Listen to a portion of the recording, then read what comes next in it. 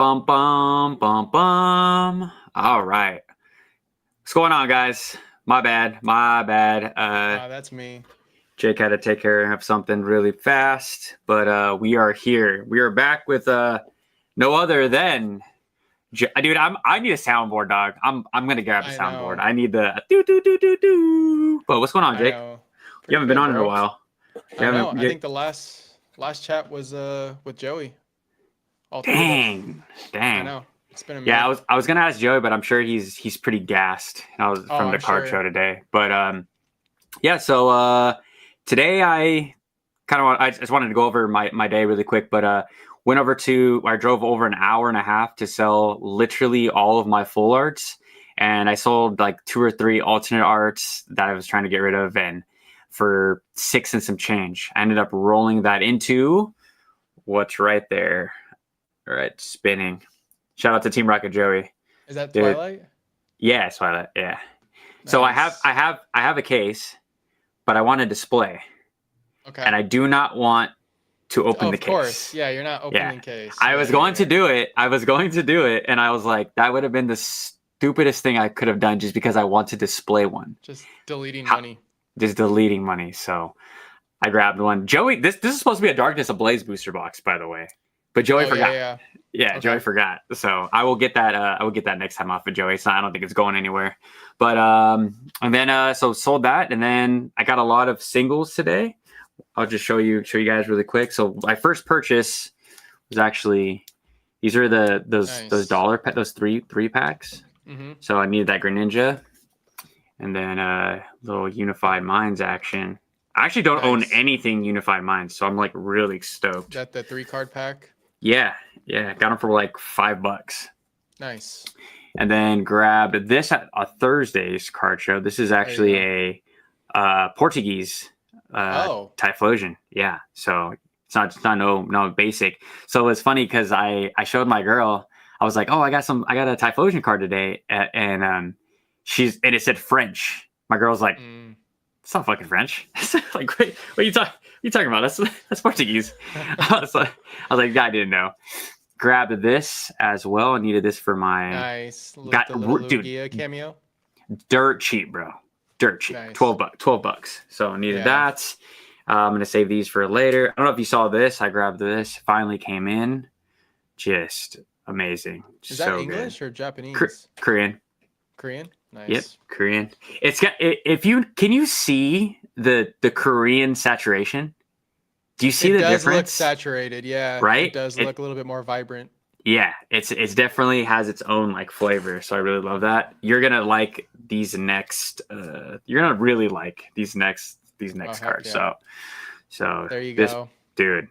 I sent that reverse in. That's at it's at PSA right now. I'm hoping for a 9 or 10.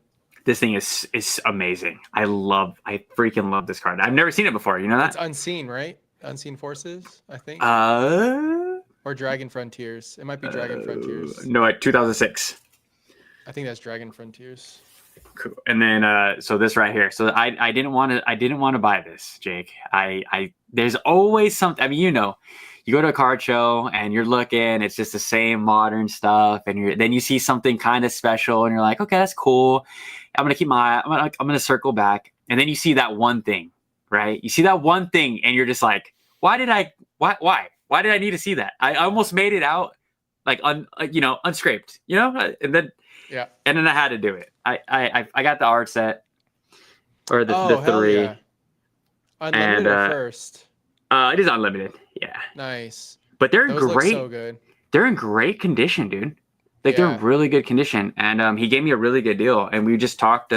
We talked Pokemon, and he gave me a deal, and I was like, I need those in my collection. So I'm gonna order or maybe grade them. I don't know. Like I don't know what I'm gonna do. I mean, they look really nice in a binder. So have you seen the gym promos of those? There's the actual trainers of each one. It's similar, but they're not Gym Challenge. They're very similar, and I think they have their badges in the background. But in my binder for Gym Heroes and Gym Challenge, I start off with those in the front, and they look really good. I'll pull it out later, maybe. Hell yeah! But it looks really cool. Hell yeah! Hey, shout out to Joey. Shout out to Joey. Yeah, and then we wanted me, my boy Stan, and my homie Sammy pulled up. We wanted to support Joey, say what's up, and like I said, grab that booster box right there, right I think your there. boy Sammy followed me on Instagram today. Oh, he did. Oh, sick. Yeah. So he just Yeah, tagged it was along you, and Eric, and Joaquin's like mutual. yeah. Perfect. Yeah. Sick. Yeah, he just pulled up. I was like, dude, I'm going to card show because he was sending me. He's like, what's the difference? He's like, why do people grade PSA ones?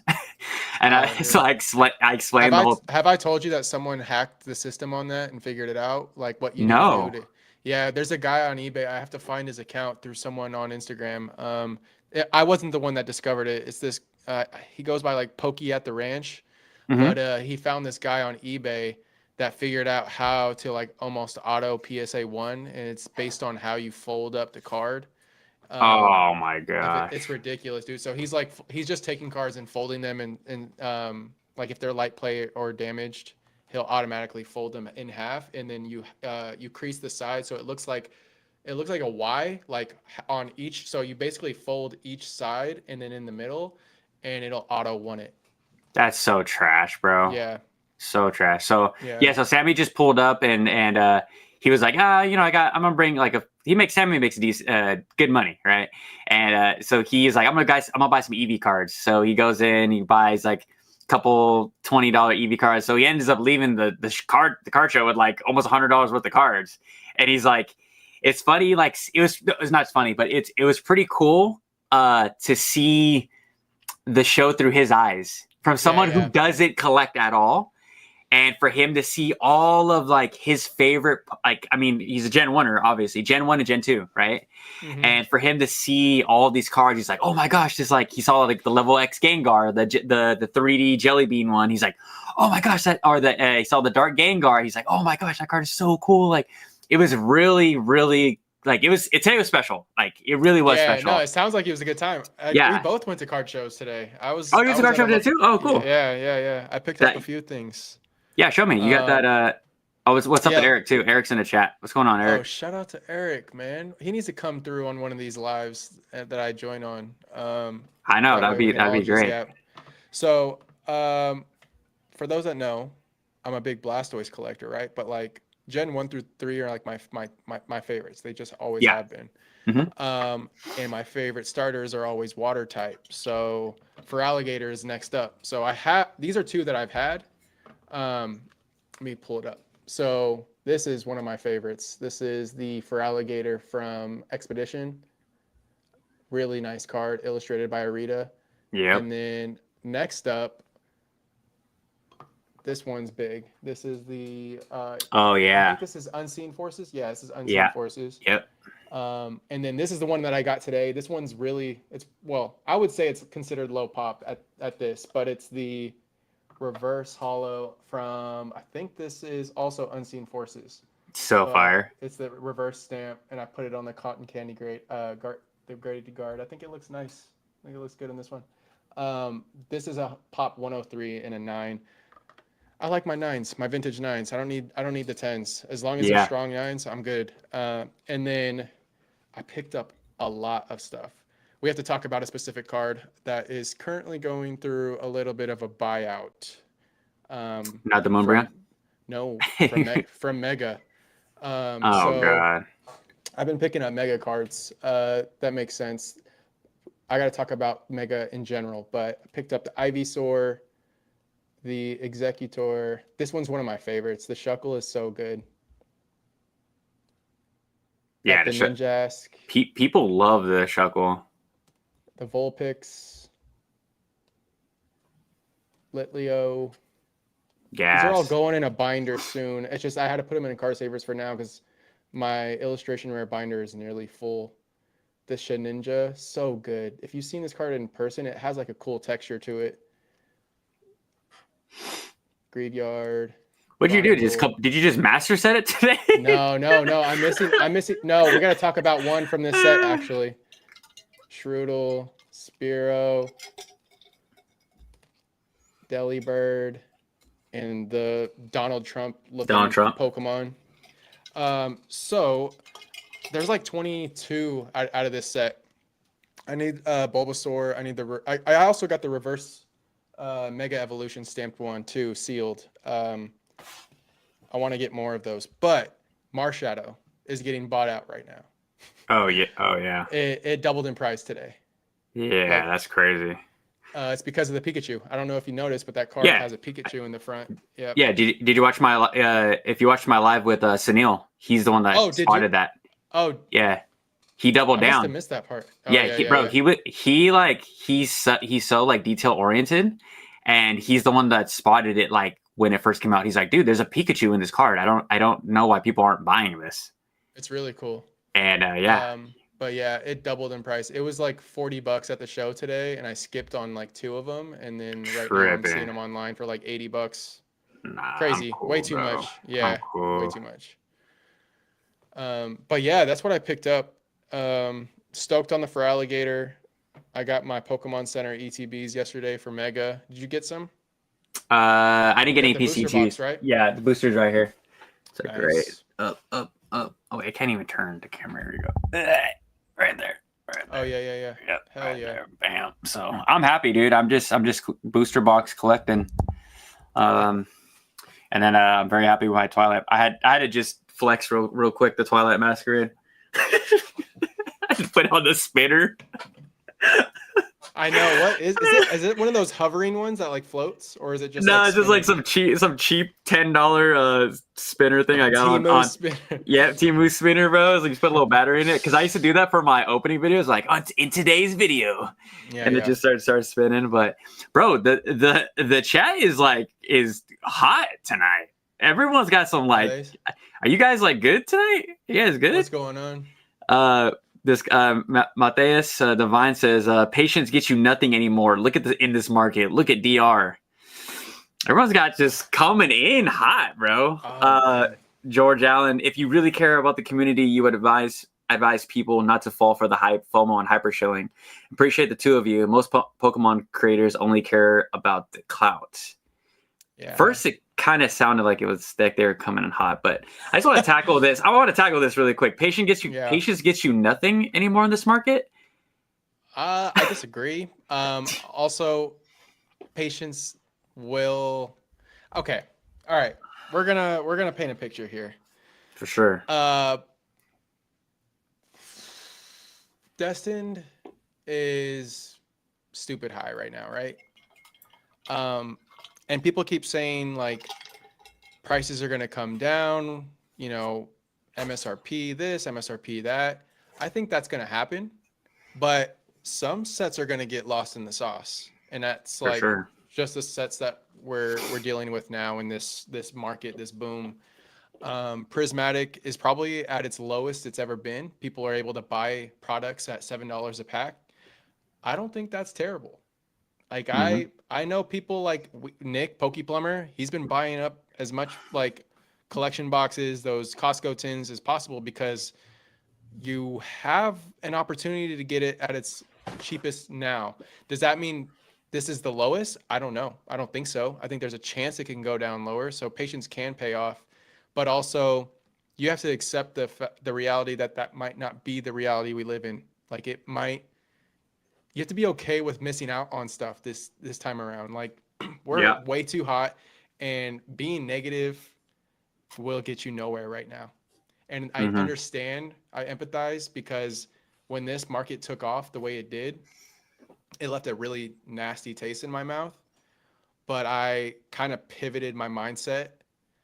I mean, I looked at my collection and I looked at what was possible. For those that don't know, I sold my tag team collection. My PSA 10 tag team collection. And that took a lot for me to think about, because that was like, I'm known as the Altar All-Star, right? Like I have every Sword and Shield Altar, like in PSA 10. I worked hard for that collection, to grade that collection. And I wanted to do that with the tag teams. I think I had 15 of them. I didn't have Latios. I didn't have Gengar Mimikyu. I didn't have a few of the big ones like the Umbreon Darkrai, Espeon Deoxys. Those were missing. Those went crazy. I remember when those cards were like 310. That was when I was working on this collection. Now they're like 1,800, 2K, something crazy like that. And to me, the market valued it way more than I did. So I sold it. I made myself far more liquid than I've been in this hobby since I've been back. And it's changed my perspective on how I can navigate this crazy boom. If you have things, you need to like look at your collection again. Like everyone, I recommend looking at your collection critically right now. And it's like, what do you really care about? What do you like? What are your precious like go to grave kind of items? And separate those out and consider start selling some stuff, because everything and anything is liquid right now. Like, yep, exactly. I mean, I sold my tag teams for $15,000, guys. I was into those cards for less than 3,000. So, damn. like, I'm not trying to flex. I'm not trying to do No, any of no. that. Like, I'm here to like let you know like what's possible right now. If you, I don't know, like it's just the longer you're in this hobby, collectors get paid. That's what it comes down to. Collectors, because they like. I talked about this with Earn. I'm gonna shill my new podcast with Earn Collects. We just had our first episode on Thursday, and we were just talking about how like opportunity is everywhere right now, and things that are just like as liquid as they are, it's not going to last forever. So take advantage of it. For sure. And like collectors get paid because, and what I mean by that is collectors hold stuff that they actually love and care about, and sooner or later people catch on to the stuff that you're actually interested in, and it can really work in your favor if you take advantage of it.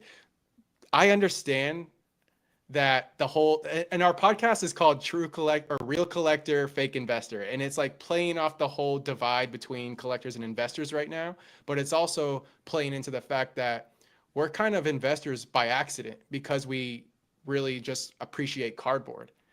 And so by, holding on to these things we like and having multiple copies, sealed items of that particular item, you're able to kind of move that into other things. So that's, oh, shout out to Earn. Earn's in here right now. Hell Collectors yeah. get paid, son. Yes. What's going on, Earn? Yeah, big fan of Earn's channel. I actually did a car video dedicated to Earn because I went to go sell that lot, the full art lot. And I was like, you know what, dude? Like, I got a 50-minute drive. I'm just gonna do an Earn style video and just bring the camera along with me and just yap. So shout out to Earn, bro. And I like your guys' dynamic, dude. Tons of alpha, dude. Tons of alpha. What does that mean? I don't know. I'm just like insight. Tons of knowledge. No, we had fun with it. I think we learned what we can, fix. And like, we wanted to try different things. We're going to card party next weekend, and I'm sure we're going to talk about that a lot in our next episode, October 9th, 8 p.m. Hell yeah. Well, we're me, you, and other people in our friend group are all selling, right, at all different levels. Like you just said, your 15K of tag teams, and me just getting rid of all of my bulk damn near. And it was like people were fighting over $600 worth of full art cards, to vend, and everything is liquid. Like that's when I posted that lot and I saw the message come in, I'm like, holy crap, people want to buy anything, literally anything. So it's not going to get any better than this right now, like it's just time to strike. And I don't think you're trying to say that in a way like that, like just deal with it. It's like, or FOMO people into like making bad decisions. I think you're just telling people that this is the reality of the situation and change your mindset. Change your mindset. Yeah. And just like I like how you said, just I've done the same thing with my collection lately. It's just zeroing in of like what I really want, and I'm like, I want to collect booster boxes. I want to collect a few of my favorite alt arts, and then that's pretty much it. Like, I did have a come to Jesus moment today, Jake, and I thought of you today at the card show. I was like, bro, like I now zoned in my collection, right? I got rid of like almost every English card I own today. Right? Like it's almost gone. So now the English cards I do have, I think I just want to grade them regardless of what they come back as. Like, just stuff that I find precious, and I'm going to just having a slab forever. I'm like, there's no really point of me having all these binders filled with all these random cards. Like, I've already narrowed it down. I have all these like these booster boxes. I think that's where my collection is going to go from there. And who knows what interest that will bring and what the next step for my collection is. And I don't know, man, 2026, I could be going down the graded rabbit hole. And I want you to so bad. And I'm giving you the opportunity by just giving me some cards like Eric did. Because you're going to be jealous once Eric gets his slabs back. You're going to be like, dang, I should have sent some cards in. And I'm just like, the door's open at any point. You want to send something, I'm here for it.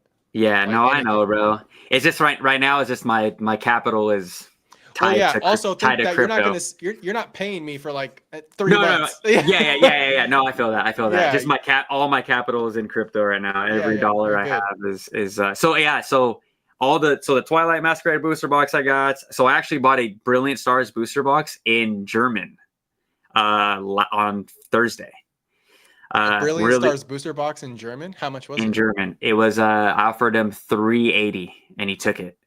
Yeah. It's an interesting. You're going like every language but English and Japanese at this point. Yes. Yeah. Well, so that's the stuff that gets me hyped is finding these like obscure products. Like I said, the Portuguese Typhlosion. I was like, oh, sold. You know, like I'm not gonna. You don't see stuff like that. That's for me. It's always the hunt. Speaking of, have you seen the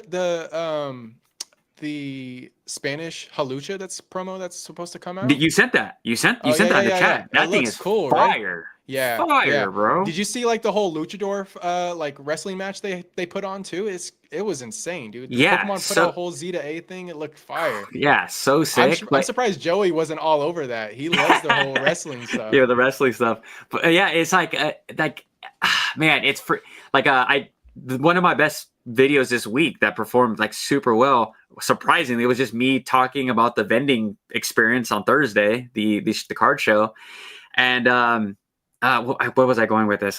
Card show. Oh my gosh, I freaking looked at different languages. Yeah. Oh, different language. Yeah. Oh, and just the hunt, right? Because I was like trying to buy time the show started at like 6 or whatever. I was like, I'm going to drive around, go look at Targets, go look at different Pokemon vending machines. And I was like, dude, I remember like this was fun. Like collecting and hunting for packs was like a part of the journey. And I was like, wow, I missed it. I got a pack of Stellar Crown. I went to like 4 different Pokemon vending machines. I got a pack of Stellar Crown. And I was like, that felt really good. That was, and again, it's the hunt for me. And I don't know. I'm just such a different, you're in a different mindset right now. Different mindset, bro. Like I'm having fun. Like, that's why, like, I think this past 3 videos, people can see in my facial expression, like how much fun I've been having lately in the hobby. And I've noticed, that's actually something I noticed too. And I think, like I was literally just saying, like you kind of like pivot and like you get out of that, like the hobby sucks because everything's getting gobbled up, to looking at what you have and how you can navigate through this and like the plays you can make, and it's working out, right? So other people can do the same thing. And like I wanted to, so now that we're at this topic, but so I screenshotted, and this just happened at 7:58, right as me, you and Joey were talking in chat.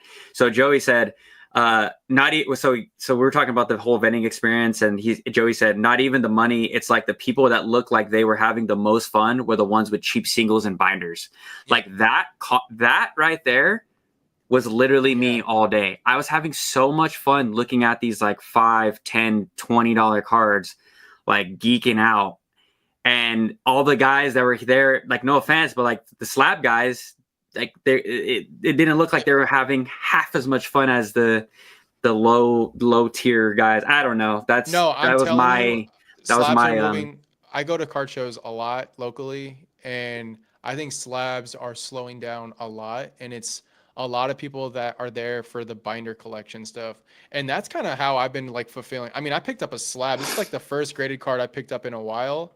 Yeah. And it's just a card that I don't come across often, but most of the stuff I picked up were like singles, mega evolution, illustration rares, some graded bulls. I picked up something really cool.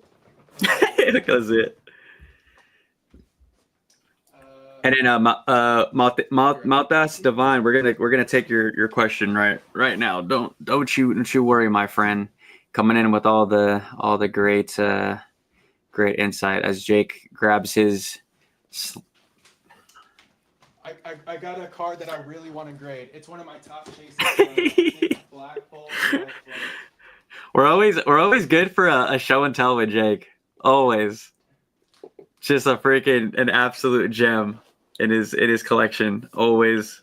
Okay, so this is my current grading pile. I have like 200 cards at PSA, right? Including Eric's cards. But you could totally give Eric half of the cards back, and he wouldn't even know which cards he sent me. He said on the podcast, he's like I don't remember what I gave Jay. So one of my favorite cards from I think is it Black Bolt or White Flare? I can't remember. It's Black Bolt. Okay, I'm sure you've seen it too, Henry. All right, so I got Celebrations. I got a Pikachu. I got 2 of these Miraidons, undervalued. Fire, super undervalued. Cross, finally, one of my favorite Pokemon. I think this is going to 10. Chin-Pao, another Iron Crown. This is the pre-release Ethan. Yes. It's really cool. So I don't know if people have seen this card. I actually kind of been hiding this card because it's a play that I wanted to try out. But the original art is from Paldea Evolved, but it's only a reverse holo. But this one is a Cosmo.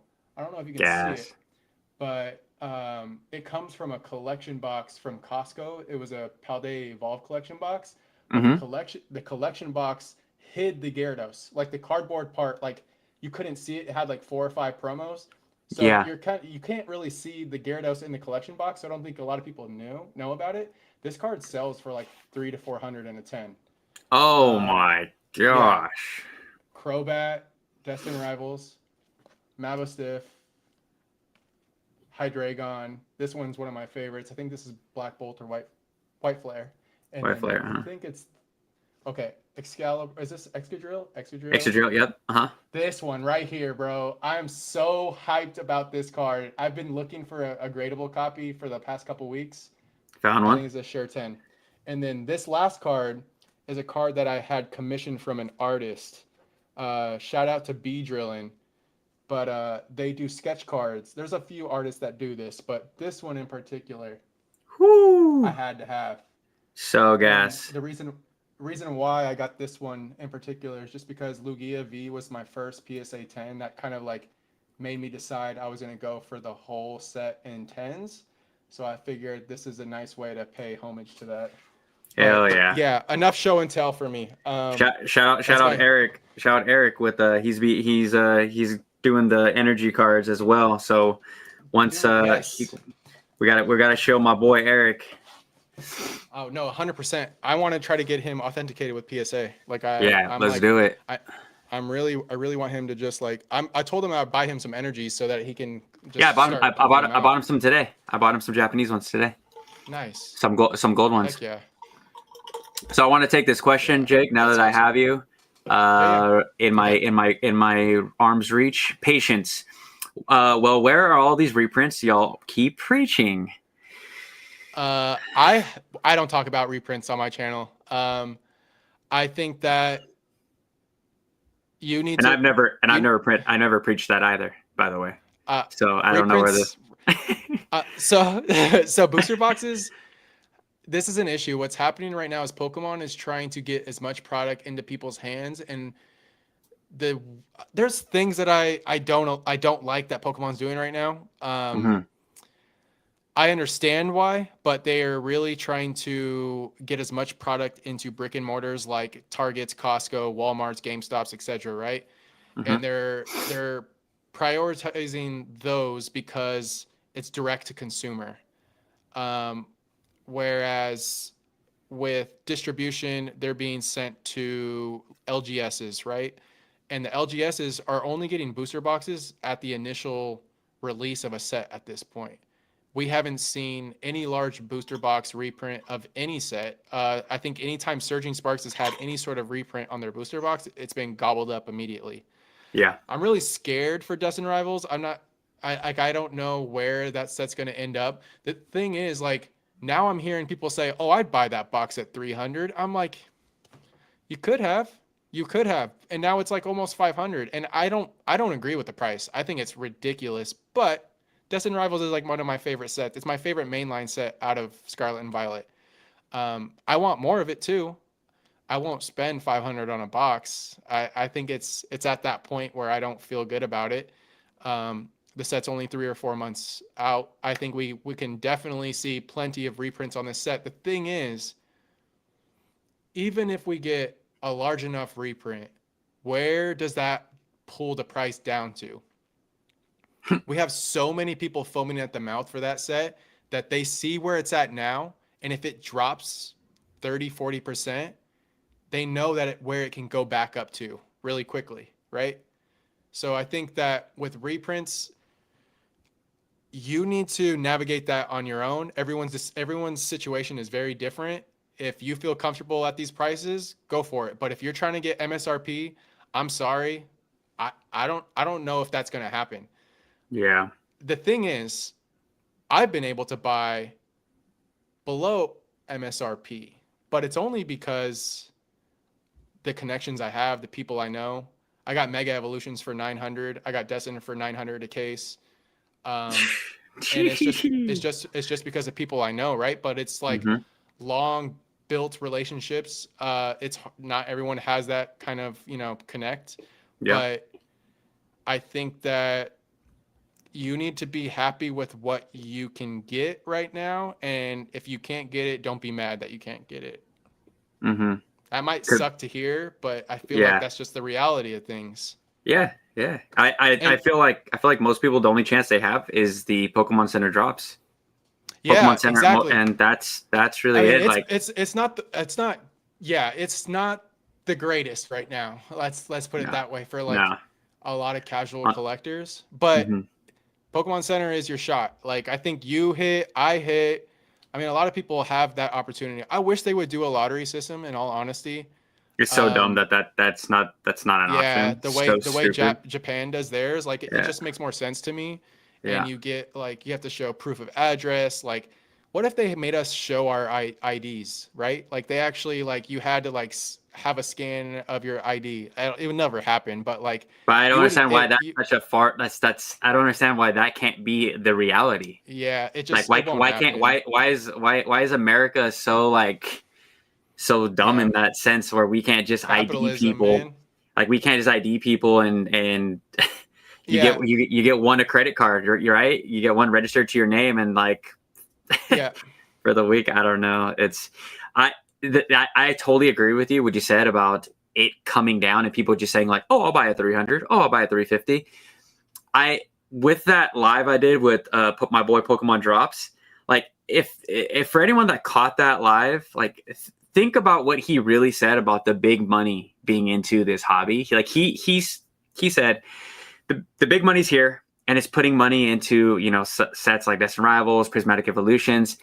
And then there's Pokemon YouTubers at the same time. They want to come in and tell you why that price is justified, right? Yeah. Because of it's a nostalgic set, but that's not the case. I think every set is so much more deeper than that, right? It's not just so surface level as the pack value or the set value.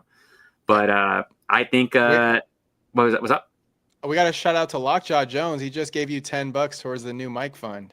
Oh, hell yeah. Is it dude, it's coming, dude. It's coming. You don't sound bad. Do I sound bad? I'm using my Rode mic. You sound great. You sound great. Okay, but shout out to Lockjaw, bro. Thank you towards the new mic fund. No, I said so I'm keeping a tab on the donations because I'm gonna buy a new mic to be a little bit more professional. Yeah, no, I want to do the same. I had someone else on my Instagram also ask how do we get you a new mic? Because I'm using the Rode mic. Hey, balling. No, you sound great, bro. You sound great. Okay. Yeah, cool. Nah. Yeah. I want to point out a few things that people are saying in the chat real quick, Henry. Let's do it. Where was it? I think it was Brandon and is it Matthias? Who is it? What's his name? Matthias, yeah, I think so. They were talking about, man, this chat is flying. I know you guys are killing it, dude. Oh, I can't say the K word. My bad. Gosh, I know. Matthias said TPCI has had years to figure this out. It's a 30-year-old. Yeah, no. I'm not saying I know they're gonna figure this out. They've done it before. I was here when the crazy boom happened in 2020. It's gonna get resolved. The thing is, not every set's getting a fat reprint. We're not just gonna have like this whole parade of booster kit box cases from every Scarlet and Violet set. Like they have to keep the ball rolling. They have sets to print. I do think something is happening that this is my tinfoil hat theory of the day, but I noticed that the illustration rares and special illustration rares from Mega Evolutions 1 in English, the quality is insanely better than I've seen in anything Scarlet and Violet. And what I mean by that, I grade a lot, right? So like a lot of the issues with Scarlet and Violet illustration rares is really the back of the cards. They usually have white dots on their corners or like some like edge wear on the top edge or bottom edge and print lines on the back. This new ME set, they remind me of Sword and Shield quality. Like Damn. the only thing, and I swear I've looked at a ton of these illustration rares, none of them have had white dots. The corners are clean cut, no lifted corners, nothing like that, no edge wear. The only thing I've seen is centering is a hit or miss on fronts and backs. A lot of the times the centering looks good on the front, it's the back. Now, where my tinfoil hat theory is coming in is I'm wondering if these are being printed somewhere else. I wonder if there's another facility that's taking up the booster box products, maybe ETBs and whatever for right now, and then that whole large Charizard UPC is happening somewhere else. Could be. That's my theory because I haven't seen this quality since Sword and Shield, and like since Crown Zenith. That's how long it's been since I've seen quality like this. So I expect to see a lot more 10s from illustration rares through the ME set if this is the case, if this is the norm. But yeah, so they might be printing more than we know right now. I think they are trying to get to max capacity, and maybe there will be a time where we get a lot of booster boxes back into these LGSs, which deserve it, especially the ones that have been here through all of this. For sure. Now, when it comes to these new LGSs that have popped up over the last 6 months to a year, they're gonna get little to none, and that's the way this is. It's a pay to play. It's like the seasoned players are gonna be the ones that get paid out with these booster box releases and reprints. But if you want to wait, I don't think it's a bad idea, but at the same time, what's your goal, right? Like exactly. Are you trying to just get one booster box? Are you trying to have multiple cases? Obviously, entry point as an investor matters. It's really hard to be a Pokemon investor in this market. Like for those that consider themselves an investor in this hobby, right now is probably not the best time to be doing a lot of that, just because it's too expensive. Yeah. And prices look like they just keep going up, but it's not the way reality exists. And then sooner or later they'll come down a bit, I think. But come down from where? Because we're exactly, on a rocket ship. Yeah, it's tough. It's tough to say that we're going to get anywhere near MSRP, but I'm not going to bet against Pokemon ever. Yeah. I think that they can totally catch everybody with their pants down, and we could say they did it again. Yeah. So I think that's totally possible. But let's see. There was a comment. Center print quality got way better. Was it? Should we go into Inferno X and then get back to the chat? Yeah. I could pop that up on screen. I just wanted to show, because everyone was talking about so I have a friend right now I have a couple of friends right now in Japan. So I'm going to be grabbing some of these booster boxes. He's not in the chat. I haven't seen him yet. But so this box right now in Japan is going absolutely haywire. Let me share the screen. Henry, do you want to use my slide from my podcast that has all of the like special illustration rares and whatnot from that set? We can't. I could do a ghetto, bro. I have it. I Okay, have yeah. whatever works. It's all good. I don't, bro. I don't really. I'm not really technical, as you know, so I don't want to like. I would just send it to you and you could share your screen. I think that would work. You could try because I'm on my girl's laptop. Okay. Yeah, I'm not on my my laptop. But okay, so this booster box is going absolutely nuts, and it's not coming down. So where I always like to talk about, where we could see this go in English when we see Japanese already out the gate at $140 is absolutely insane. And Brandon's in here, so Brandon, what can you tell me how much? Well, I think it was like 130,000 yen or 140,000 yen last video I saw on Inferno X. And man, if Japanese is starting at 140, Jake, this is insanity. Like insane. It's just insane. Like I thought that we would already be correcting, at least in Japanese, but Japan is not printing enough. Yeah.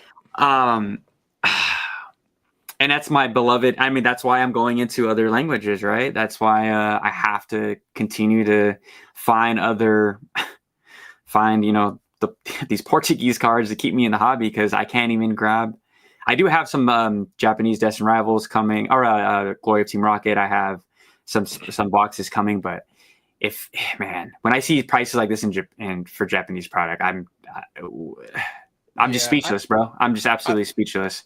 I mean, it came out yesterday, right? So I think it's one of those things that I don't collect a lot of Japanese booster boxes. The only ones that I have are Glory of Team Rocket and 151.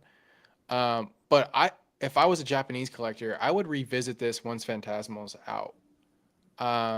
Yeah, I don't think I would buy into this set right now. That's just my perspective on it, because it's really hyped right now. It's the Charizard set. It has the gold card, the SIR. I would chill out, especially because it's a small set. I think this will definitely come down. I really liked Brandon's last comment that you had up on here talking about like what you can stomach. And it goes back to what I was saying about buying with the most confidence. And if you can't stomach a booster box right now and an ETB makes more sense for your sealed collection, then so be it. Even maybe look at the Pokemon Center ETBs. They're still cheaper than booster boxes. And time again, we see Pokemon Center ETBs outperform booster boxes. So yeah. I was talking to my Japanese plug, and he was like, bro, the scalpers, like, they're ruining it over there in Japan as well. He's like, I pulled up Brandon's comment right here. It says people are stocking the trucks that deliver to businesses that they own the initial market. Like, it's bad. It's like, we think we have it. They got their own situation going on in Japan, and just scalping just destroys this hobby. It absolutely guts it. And yeah, it's pulling me out of Japanese product, and it just freaking sucks, dude. I'm pretty bummed. But just like you said earlier about establishing connections, like, reach out to people on Discord, make friends on Reddit, go to card shows, shake hands, smile, all that stuff. Get phone numbers, because you never know who can have a connection. Like I said, I'm really thankful for the Discord guys, like everyone in there that has helped me grab product and has like looked out for me and my collection. Yeah. So shout out to you guys. But just go and make some friends, man. Like there's a bunch of good people in this hobby, and when there's negative stuff like this that's on the screen, everything just being completely overpriced, you could usually find a deal. Speaking of negative, Infected C just said broke people buy Pokemon. Okay. I don't know what he means by that. I mean, most average collectors go to card shows and spend $10 to $20. Like, anyone and everyone can be in this hobby. Whether you can drop up $10, $1,000, it doesn't matter. Mm-hmm. And that's kind of what I think the social media realm is a bunch of big collections, right? Like big expensive collections that's like out there, and there's not really too much of that, $20, $30 cards, but yeah, kind of a crazy take. I think definitely the big money is here though, 100%. Like we've never seen it before. So it is like Riz says, it's a hobby for everybody, but I don't think it is right now. And that's the problem I have with the hobby. But all right, let's tackle these secret rares. But let's do it. So anything that really caught your eye, Jake, when it comes to the secret? I want to start here. I love this. Dude, I love the dugong, and yeah, dude, I love both of these. It looks like he's looking at like a UFC fight. What I'm hoping for is that we see the perspective from the actual ring, and maybe Swiledge is in there fighting. Yeah, I think that's a possibility. I think they're hinting at that as a promo. Yeah, you can get the stadium. The stadium of this card with the Charcadet, I believe.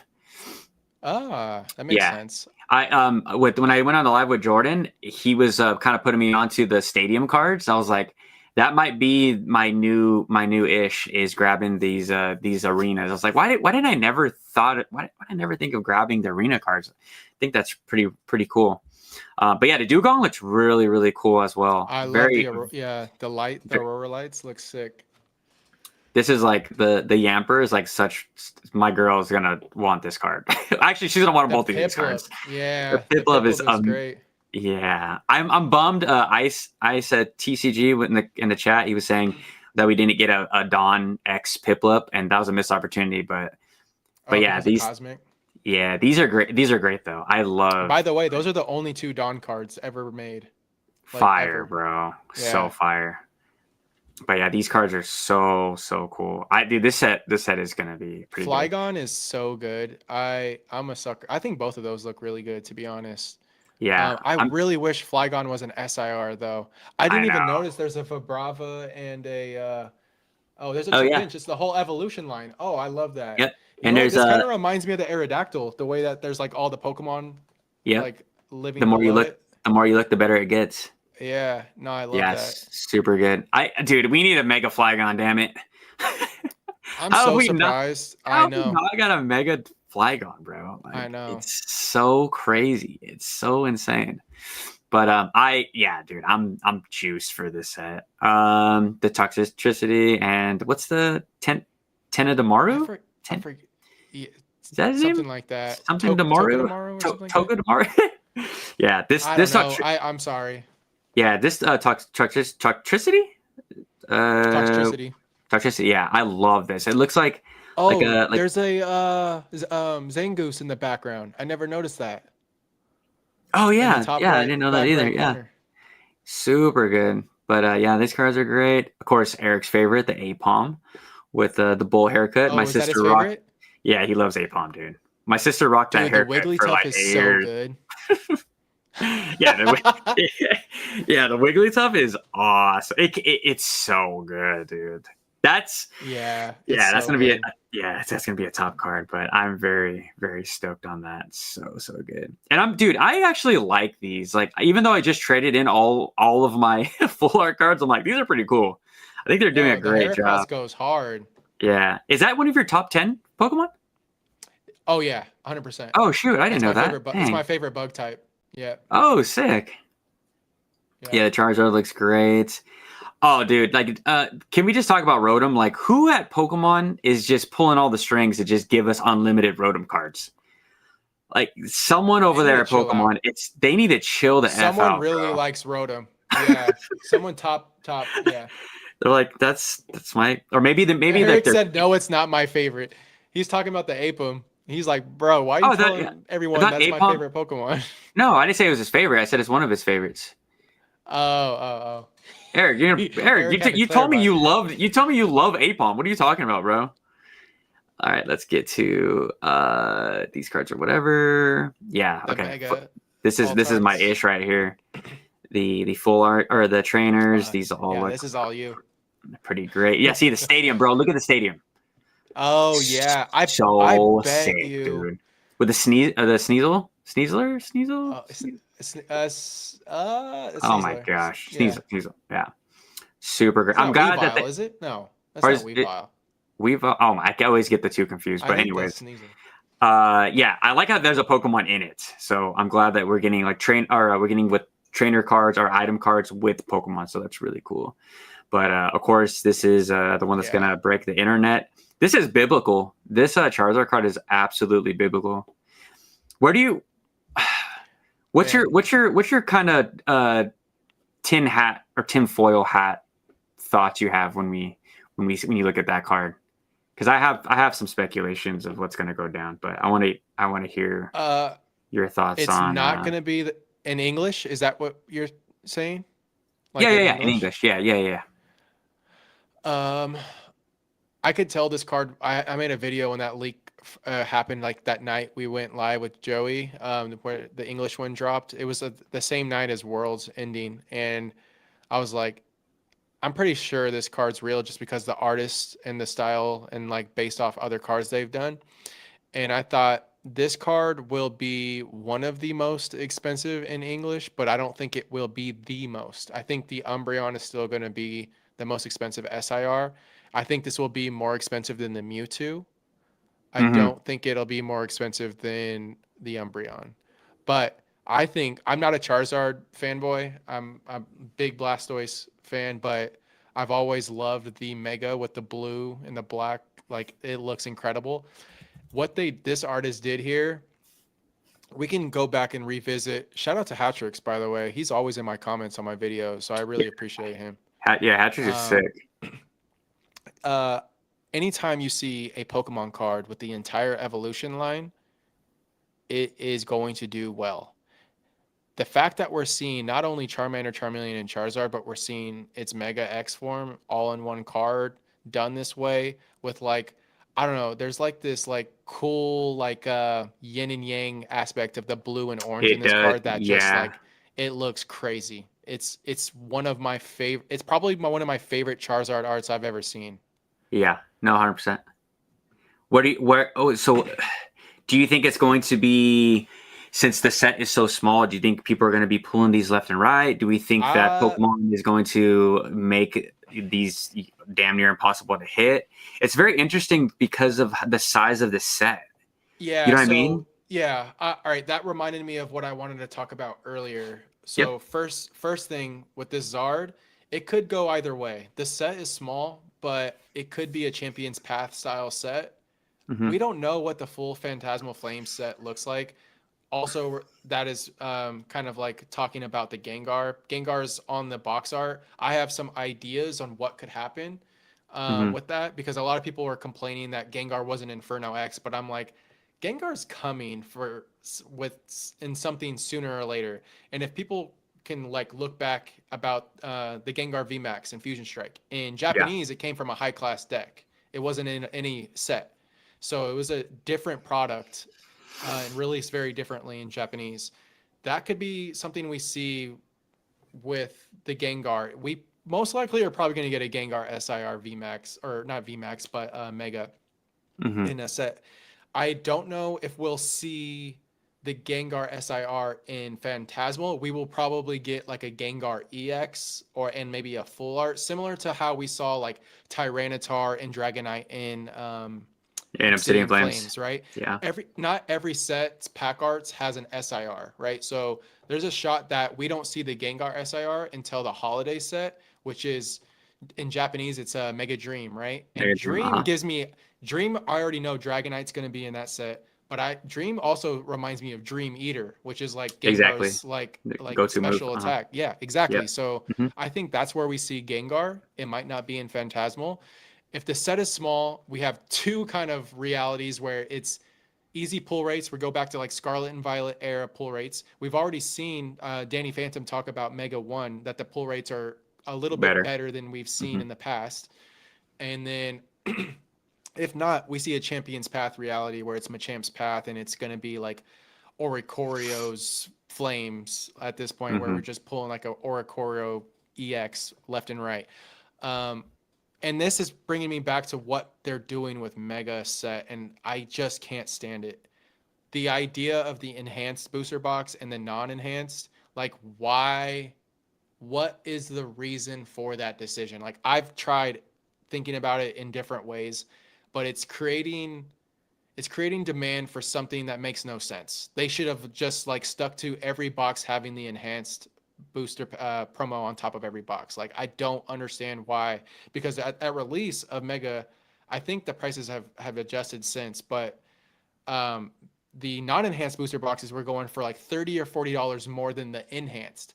And with the enhanced, you're getting at the time the Bulbasaur was selling for like 50 to 60 bucks. So like not only are you getting a cheaper booster box, you're getting a promo that's 50, $60 on top of it. So you're paying less price per pack, but it's because of the scarcity. Now, I don't know if this is anecdotal because this was just the two LGSs that I went to, but the first LGS I went to both of these are local to me. The amount of cases they got of the enhanced was probably like 70% more than they got of the non-enhanced. Mm-hmm. And it was like, I think they had like 20 cases of enhanced and like, I don't know, it was like four non-enhanced. Then my other LGS, which is much larger, more like a bigger foundation, they got 100 cases of the enhanced and 50 cases of the non-enhanced. So they're creating artificial demand with this booster box without the red logo, without the promo on top. And I think that they need to just like do it or don't. Yeah. Like we already saw this with Destin Rivals. They did it with Journey and then they skipped Destin, and it's like, what are we doing here? And they brought it back with Mega, and now they have two different cases of enhanced and non-enhanced. I think it's a bad decision, in my opinion. They should literally just stick to one. Yeah, what's like why? Why is it so I don't know. I really don't understand the mind of Pokemon sometimes. It's a huge question mark. But going back to this card, right? I think this is what I hope. I hope that the pull rates are really good, and I hope everyone gets a chance to really pull this. And the price reflects that. I would like that. Henry, that sounds like your dream scenario, and it's one of those things that I just it's too good of a card. It's not gonna happen. I just don't. I'm think crush your dream. No, I'm gonna get this card. No, I'm gonna get this card. There's no way in Japanese. In Japanese, Korean, yeah, or something. Or Korean, yeah, or simplified Chinese. This card would actually go pretty hard in simplified Chinese, to be honest. It's got simplified Chinese mythology, like dark mythology on it. I think it would look really cool. But I hope everyone. The collector in me hopes that everyone gets a chance to own this card. I don't want to see this get out of hand fast, but because it's such a small set, I think a lot of people are going to get their chance. And like I said, I hope that there's going to be so many of them out there that they're going to be somewhat affordable. Yeah. But it's just so small, bro. It's like, I'm not like how hard is it? So it's like, I think there's 6 SIR. Can we go to the Poke Beach? Is it 5? There's 5. Yeah. We go to Poke Beach. SIRs? Yeah. Mm-hmm. Let's look at how many, because we have to think about reverses and all the different variations of the card. It's not really 80 cards. Like you're not going to need just 80 cards to complete the set. It's probably going to be more like 170, 180 or something like that. Was it what article was it? Was it a secret rare reveal? I think it was I think it was. Or what to expect? What to expect? It might be on Pokemon Press's site. I always go there when they. It probably is actually. Let me Pokemon Press Phantasmo.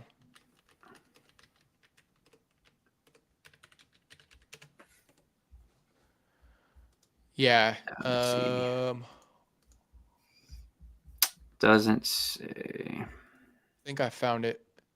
Okay, it has 6 Mega Evolution Pokemon EXs, 4 Pokemon EXs, 13 illustration rares, 17 ultra rare Mega Evolution Pokemon EXs, trainer cards, energy cards.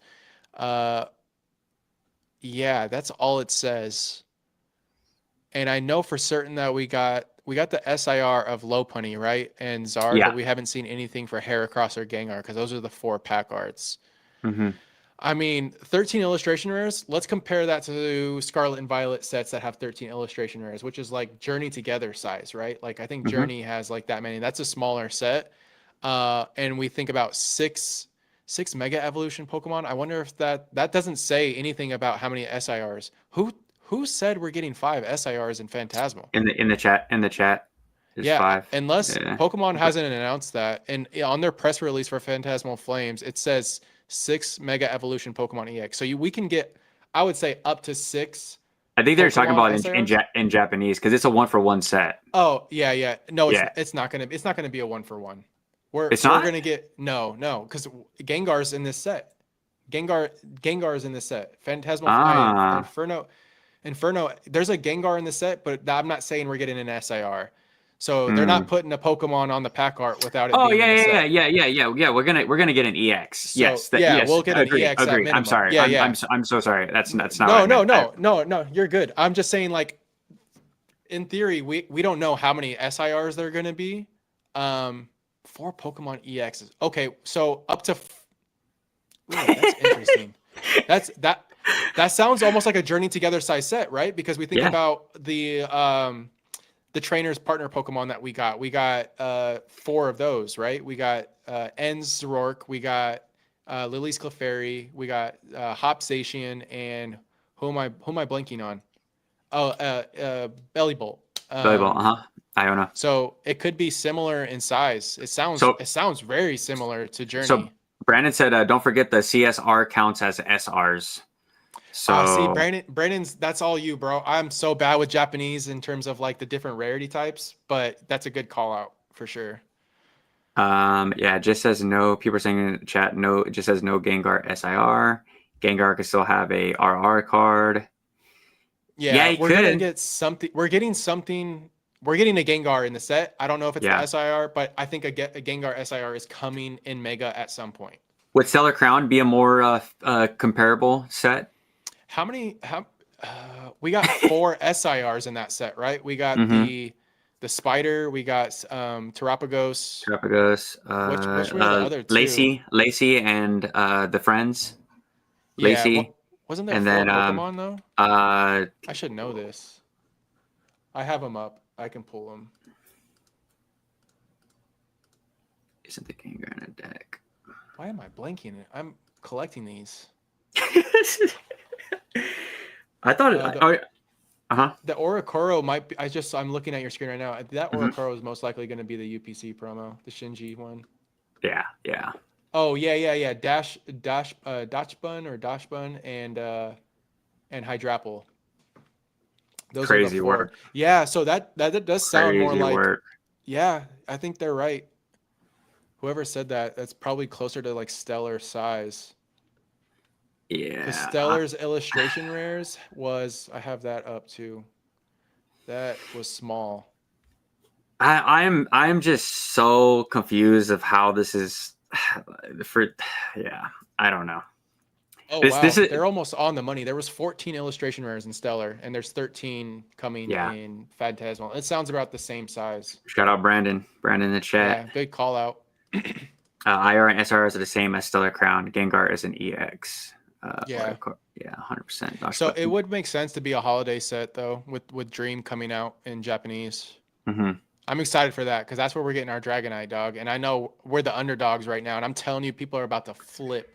I just had. Remember, I told you I was on the phone this morning with Drops and his homie Meech, and what did he say? They were literally just clowning me for liking Mega Dragonite. They're like, "That's the stupidest Pokemon they've ever done." Like that is they're tripping so hard. Like I really don't understand the Mega Dragonite. I'm standing on business so hard on that Pokemon, dude. It's so good. It's so good. If you follow me on Instagram, like Henry knew how many times I was posting all these different artists' interpretation of the design that we got of Mega Dragonite, and bro, chef's kiss. That's just the new-ish, is putting wings on the heads. It's kind of what we got with the. I didn't get to ask you. How do you feel about the Raichu X and Y? Okay. Oh, I'm glad we. Because I haven't. No, I forgot to ask you. Yeah, can we bring them up on screen? Yeah, of course. Yeah. Probably on Poke Beach as well. So let One me. second. What is the name original? Dude, I mean, you know my love for Raichu. So Dude, I know, and honestly, I I was think so juiced. Pull this up. Oh my gosh, how far was this back? For that Mega Raichu review. My bad, guys. 1 second. 1 second. We gotta do some. I'm just gonna type in. Is there a way that I can send you something, Henry, that you could pull up on? Yeah. You can't pull it up at on the bottom. It won't let you. Not on my phone. Because I gave you the permission. No, I'm streaming from my phone, so it probably won't let me. That's okay. I wanted to bring up something once you pull up the new the megas for Raichu, because I think they did something really cool that I don't know if a lot of people noticed right away, or I'm sure people figured it out at some point. But pull up, I think you can. What was that called? Isn't it like Hoopa's Dimension or something like that? Yeah, Mega Dimension. All right. So, which one is your favorite? You want to take a guess? I want to say why. Dang, it's X. Really? I'm surprised. The reason why I say that.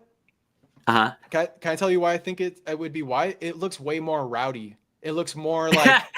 Yeah. You know. Yeah. No, I do like. why? I do really like it, but yeah, X is just your boy, huh? Yeah, because I like the double tail, and I like the kind of it's kind of original to the original Raichu, where like it's kind of shiny. It's kind of give you some like shiny vibes, but the Y's cool. The Y is cool. It just looks like a different variant, like almost like a regional form. No. Y, so but what Y reminds me of is what Raichu's original evolution was supposed to be, which is Gorachu. So you should show people. So Raichu Y looks a lot like Gorachu. There's a lot of similarities. I'm gonna pull it up. Gorachu. Yeah, I think it's Gorrochu. Oh yeah. I remember this one. I remember this Pokemon. I'm gonna pull it up right here. And the colors reminded me of it, as well as just like the tail style reminded me a lot of it. Oh my god, I can't, because I'm using a freaking ad blocker. It's freaking giving me shit. Come on, bro. Okay, I'm gonna pull it up right here. Yeah, Gorachu is so fire, bro. Yeah. Okay, here we go. So that top one is the original design. So gas. So gas. Someone even already created a image. That second image. Can you click on that one, Henry? With the second this the one? blue one. Yeah. See, it's literally Y and Gorachu side by side, because they have like a similar. Oh, that's Y, right? Yeah. Yeah. The colors are similar. I think that they definitely played off of that, and they were like, let's bring it back in a way. I love both. I think what they did with this Mega is sick. Gorachu looks so aggressive though. Dude, so aggressive. Even the name is gore, like gory. Like it looks like a little demon. It looks like a little demon. Yeah. It's just it's almost like not Pokemon, you know? It's a little too like, but I think that's why they cut it. They probably got inspired by Gremlins. It reminds me of like a little gremlin. Yeah, that's crazy. So how do you feel about them? Did you really like them? I love them. I do. Cool, I like them both a lot. I think Pokemon needs to expand across their mascots, because right now they've only done 3 X and Y variants, right? They did Mewtwo, Charizard, and now Pikachu, Raichu, right? So like, I think we need to see more X and Y variants of Megas. I love it, dude. I love it. And I like the announcement was cool. I like how they did it. Yeah. How what was it? I was gonna ask you, what was the last Mega reveal that we got new? The Mega Starmie? Was it Starmie or Staryu? Which one was that? That's been announced yet. That's not real, is it? No, not yet. I hope it's not real. Okay, bro. I think it might have been Malamar, right? I think it was Mega Malamar. Oh, was it? Oh, okay. The Pokemon marketing team has been on fire with those announcements and like those videos that they've been putting out. Yeah, Brandon says I absolutely love Raichu Y next plush when it releases. Oh, bro, the I'm all sitting over that, plushies are bro. gonna be They're gonna go crazy. crazy. I showed my girl. She's like, that is the best thing I've ever seen. Dude, my girl loves Dragonite, one of her favorite Pokemon, and she was so stoked on Mega Dragonite. She's like, it's beautiful. It's perfect. It's like, yeah, that's JTR in the chat. He says, I like both the Mega Raichus, but the Dragonite is ultra disappointing. I don't know. I don't know what people wanted though. You know? I saw this. Does someone? I don't know if it's from the show or if it's from someone just like did this animation, but it showed Dragonite with its tail up, with the bead like between its wings, and it did like this like hyper beam through its tail, and it looks so dope. It looked so cool. Damn. I'm already imagining what they do with like an SIR with that card, and I think it's gonna be crazy if it's done by the right artist. Let's see. Mega Dragonite Hyper Beam. Oh, here it is. I found it. You did? That's pretty quick. Yeah, pull this up. I hope I made it sound cool. I didn't hype it up too much. Here we go. Bam. Oh, there you go. Bam. Sorry, guys. It's right there. With this hyper beam. Dude. I'm hyped. I think man. Tiny little image. But yeah. Dude, this is S tier. It's not. Oh, right here. This is another good one right there. Coming through. Yeah, that's the one I'm thinking of. That was the one from the side. So good. Just punched a hole through a hill. I love it. Yeah, so good. I can't wait for ZA. By the way, I am so stoked. I wish they made Mega Dragonite blue. I wish they made him like Dragonair colored. I think that would have been chef's kiss to me. Yeah. That's like probably like my biggest thing. It would have been nice to see more blue detail. I like shinies blue. Yeah, for sure. I like the tint, like the weird tint that we got with him. I think it's perfect, bro. This is my favorite Mega by far. It's not even close. I love Mega Dragonite. I have to say, I really like them. This is so corny, but I love the Mega Victory Bell too. Like, there's just something so goofy cool about it's goofy. Fun. It's cool. Yeah, it's fun. Yeah, I love it too. And they did such a good job on that rollout. Like the creepy, dude. I know that we're going off the TCG, but I just watched Pokemon Evolutions with my girl last weekend. We watched all of them. Dude, you want to talk about the best anime series Pokemon has ever done? Pokemon Evolutions is insane. The Sun and Moon episode? Oh, really? Bro, Lily is... You haven't watched them? Dude, I haven't watched Pokemon since I was a kid. So it's like PG-13, right? And there's only what 10 episodes, and they end with a Gen 1, and it's just the best trainers fighting the best Pokemon. And it's quick, bro. They're only like 10-minute episodes, and it just gets straight to the business. Like Lily is gangster. Is that the same one with Lance's Dragonite fighting Team Rocket? Is that what that's from? I've seen... I don't know if he's fighting Team. No. Okay. I saw something that sounded like it because it was like PG-13-esque. Like it was a little rough. Yeah, dude. Oh my, dude. Jake, promise me the next. But send me a link to something. I'll watch it. Yeah, It's on. Yeah. It's on Pokemon's official YouTube. YouTube. Yeah. Okay. Yep. Yeah. Oh, dude, and you can knock it out like I said in like an hour. They're really fast. But I might just do that tonight. I'm home alone. My partner, she's out of town for the weekend. Perfect, bro. I haven't smiled like that since I was probably 10 years old watching Pokemon. It was just they did such a good. My girl was like, she's like, it kind of sucks that they kind of crammed it in so fast. Like, they just try to pack an entire generation in like 15 minutes, like the entire gameplay in 15 minutes. But dude, it's so good. It's like a speed run. It's like, let's get to the juicy part. Yeah. So it was cool. But once they got the Gen 1, bro, like, Gen 2, bro. Oh my. Send me the link tonight. I will. And definitely, I believe it goes backwards. I think it goes Gen 8, 7, 6 to 1. But you can watch them in whatever order you want. I recommended that order. Okay. But yeah. Dang, I have to say, Ice just came out with the most spicy take I've ever seen, bro. What? He just said, I don't think people like Mega Charizard like that. Okay, Ice. Just let's put this in perspective. Where is that comment? He Oh, just right there. said Okay, it. I got it. Oh my gosh, I love you, bro. But like at the same time, I'm someone that does not rock with Charizard. Really, like I'm a Blastoise. Like I don't get me wrong. I think Charizard's a cool Pokemon, but he's just Mm-hmm. not for me. Mega Charizard X, I could forget about Y. Like, who cares about Mega Charizard Y? I'm sorry, anyone that's a boring version of Charizard. Mm-hmm. X, I don't know, man. It's hard. Blue Flames, Black Charizard, Black Dragon, like that goes so hard. So from someone that's not a Charizard fan, I think that says a lot. Yeah, I I don't can't know. agree. I can't agree with that. I think Mega Pokemon in general ain't. Wait, oh, was this a comment? I think he says I think Mega Pokemon in general ain't popular. Is what he said. Oh, Yeah. I don't know. It's okay.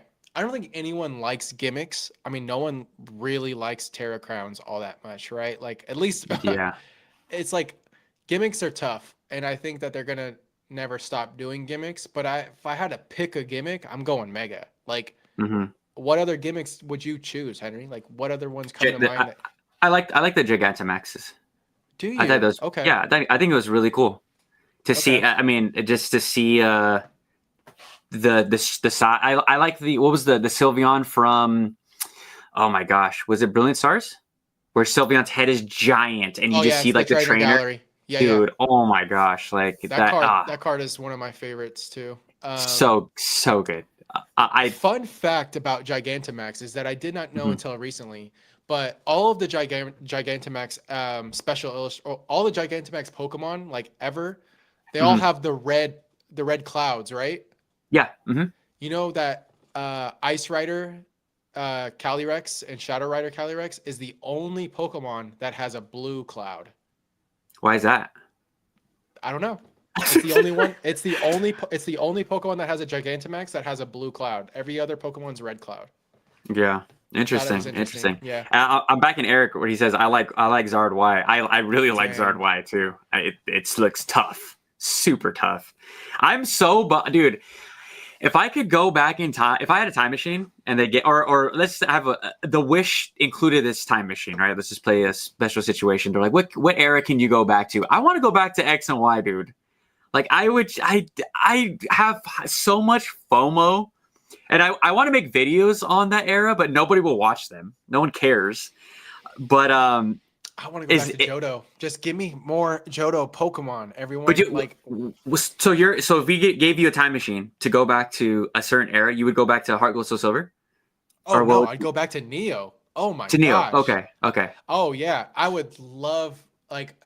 I remember seeing Neo Genesis packs in I think it was KB Toys at the time, but I don't remember opening any Neo.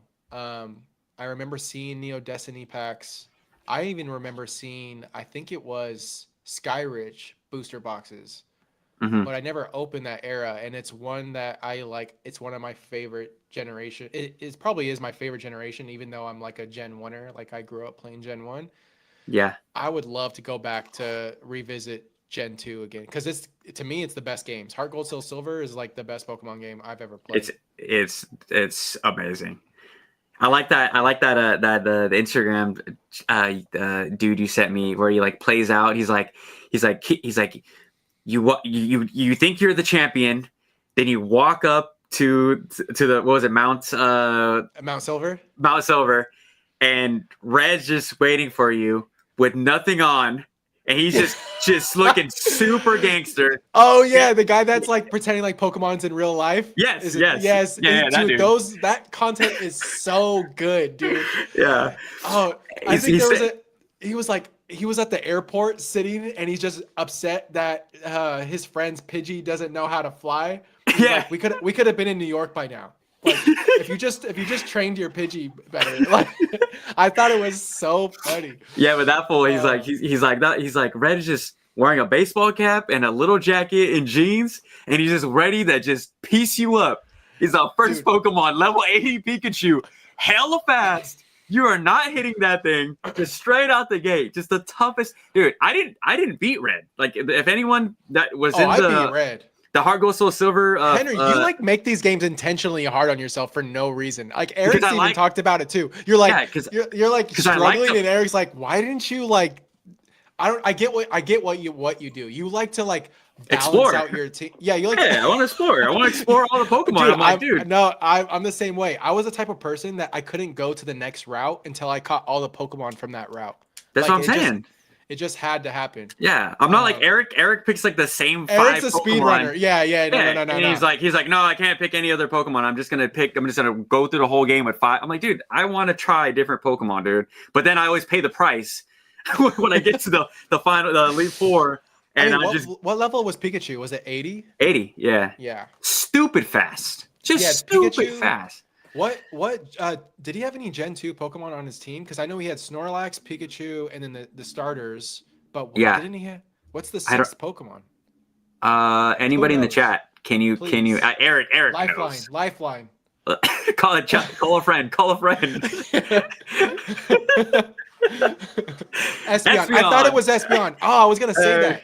Dang, Jordan beat Eric. Wait, what are you doing, bro? Does it matter which one you're playing though? Like in silver, is it Espeon, and in gold, is it Umbreon? Do we know, chat? Something tells me that might be a possibility. That it's always Espeon. Huh? Because I played silver and Espeon rings a bell, but I'm wondering if in gold. No, it's always Espeon. Yeah. Interesting. Very interesting. Do you guys remember that? Do you remember that era when Espeon was way more popular than Umbreon? Because like it's so crazy to me that it just like flip flopped as of Evolving Skies. Yeah. Eric goes Henry playing Heart Gold Soul Silver gave me an aneurysm. Oh yeah, Eric was probably just pissed hearing about you. Dude, people were so mad at me because like homeboy was like so we would like go to a certain part of the game, right? And I would be like catching Pokemon, I'd be like doing all this stuff. They're like, Henry, why are you not at the 3rd gym? I'm like, because I'm having fun, dude. Like get off my case. You guys can go on without me. I don't need to. No, I just play Pokemon different. I just play Pokemon way different. I know you do, but I feel like I played in that way, but I don't think I ever like truly struggled. Dude, anybody in the chat, Heart Gold Soul Silver is actually hard, bro. It's not an easy game. Did you see the early reviews for Zeta A? Someone was complaining that the game was too hard. I saw that. You put that. I think you put that on your story. Yeah, Jordan says, I always remember Espeon being more popular as well. I remember catching and seeing Lugia for the first time, my only Master Ball. Dang. Yeah, just that game is just, we need a remake. We need a remake. A remake of a remake? No. Without like in the 3D. Oh yeah, realm, like top right? of world, like overworld. Yeah. Like the non-sprite. I'm sorry. It's like, man, how many Fast and Furious movies can we get? Probably another 30, right? Because they just hit every time. You know, it's like Heart Gold Soul Silver, man. It's just, I know that was a terrible comparison, but no, because like imagine if they did. Imagine if like they made like you know how in like Gold and Silver you go back to Kanto, but it's very straightforward. You can just go to each gym. There's no real story arc once you get to Kanto. Yeah, exactly. I would love to see it where it's like an actual full-fledged like fleshed out story where you actually have to go do all these side quests and whatnot. Like I think that would be really cool. And then maybe go into like Hoenn. Like come on, give me something crazy. That's why Legends Arceus was so fun. Did you play it? Did you play Arceus? I did not. No. I played Scarlet and Violet a little bit and Sword and Shield, but I don't think I finished either of them. So in Arceus was cool. You just can go and like take on little missions from the villagers, and I thought that was so fun. It kind of gave it that side quest Grand Theft Auto vibes. And Arceus was my favorite game, dude. It was so freaking good. Speaking of like new generation like Pokemon, is there a new Pokemon that have become one of your favorites? I feel like that doesn't happen often. And it's easy. There's a Pokemon from Scarlet and Violet that became one of my favorite Pokemon. Dude, I don't think I have said it before, but I'll say it again. It's Screamtail. Oh, okay. That's cool. Just just S tier with a fang. I need Pokemon with single fang back. I know, bro. like the War Turtle vibes. Like, right here. Just. Do you have the Roaring Moon from Paradox with all the screen tails? Yep. I just bought it. It's somewhere on my desk. It was on. Eric, you have to give it to me to play it. I barely play video games these days. I just don't have the time for it. I feel that, bro. I'm the same way. Yeah. But if you're asking me, Yeah, of course. Chin Pao is one of my favorite. Yeah, Wow. I love that ice leopard. The way they did it with like the sword teeth, also the shiny variants, like a dark gray black. It looks fire. Like I'm a sucker for that Pokemon. I would never guess that. Yeah, it's random. I know. That is random. I think you're the only person that likes that Pokemon. I rock with it. If you watch my podcast, I shield the hell out of those Chinese legendaries, dude. Yeah, I think it's a cool story with the three, right? They're called it's the four. It's the Dark Four. Quartet, Sorry. and basically like they represent, I think, anger, envy, and like hatred of a king, and they got locked away in the different chambers. It's the first time I feel like they brought back like bad angry Pokemon since like Diamond and Pearl with like Giratina. Like we always get like the softy Pokemon. Like I don't know how to explain it. Like I need the Pokemon to be a little rough around the edges, and I feel like they kind of gave us that, and no one really paid attention to them. I think the SARs are fantastic. Like I think the designs are cool. They're different.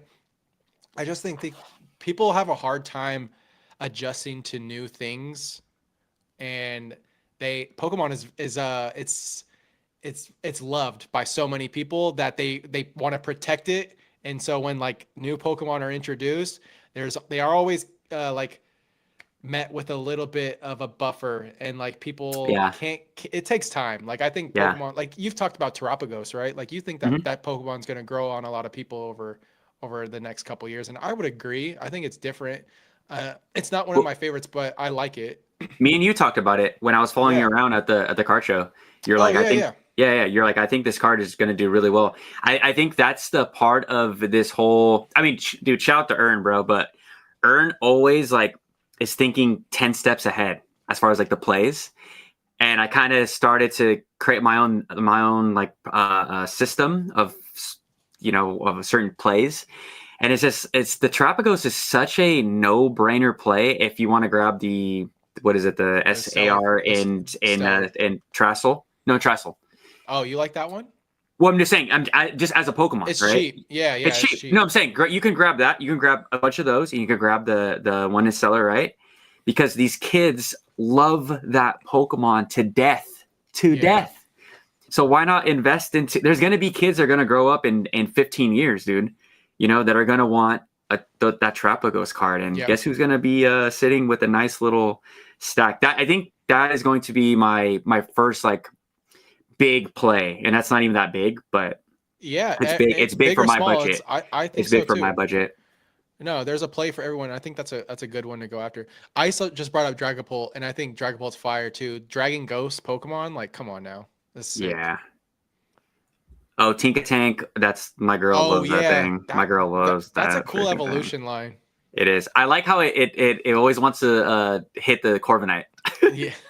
Is that like in the anime? Is that something okay. Yeah, it and Corviknight are always going back and forth. So it's a pretty cool, like, I think if they did a tag team remake, you're gonna see those two like together. I think it would be pretty cool. Like maybe a Tinkaton or Tinka Tank riding on a Corviknight, like be pretty freaking sick.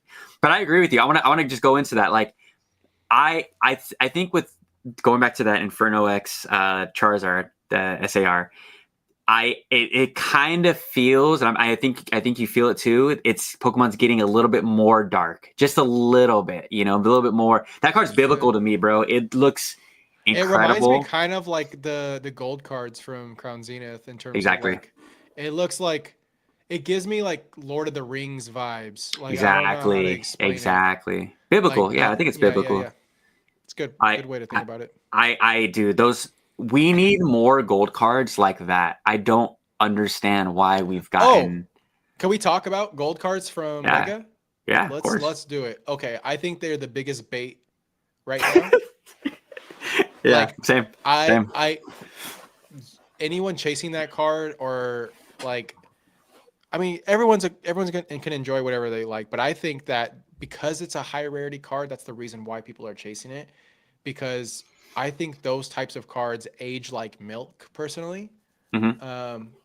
Like we can look at rainbows, we can look at previous gold cards.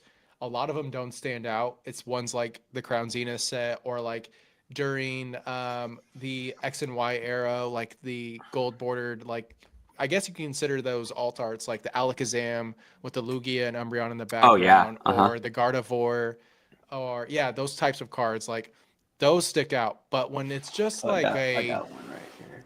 I don't know. I think they're bait. I would be chasing the SIRs while everyone's going for the gold cards. It's funny how I think one of our first lives together we talked about how fast this hobby, like the TikTok brain, right? They hate one thing 1 second and then the next moment everything's expensive and they love it. Like Yeah, there's that's so very much true. love. There's so much love for those gold cards right now, at least on social media. Well, no, they're pushing the narrative. I think like that because it's a high rarity, it's hard to pull that you have to have it, you must want it, and I don't know. I think for myself and what I enjoy as a collector, and it's not those. Like I'd rather have this gold card before I have easily. those. Yeah. Yeah.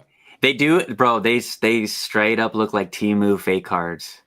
They remind me of like Yu-Gi-Oh and One Piece cards. I don't know, like put together. Dang, that disrespect.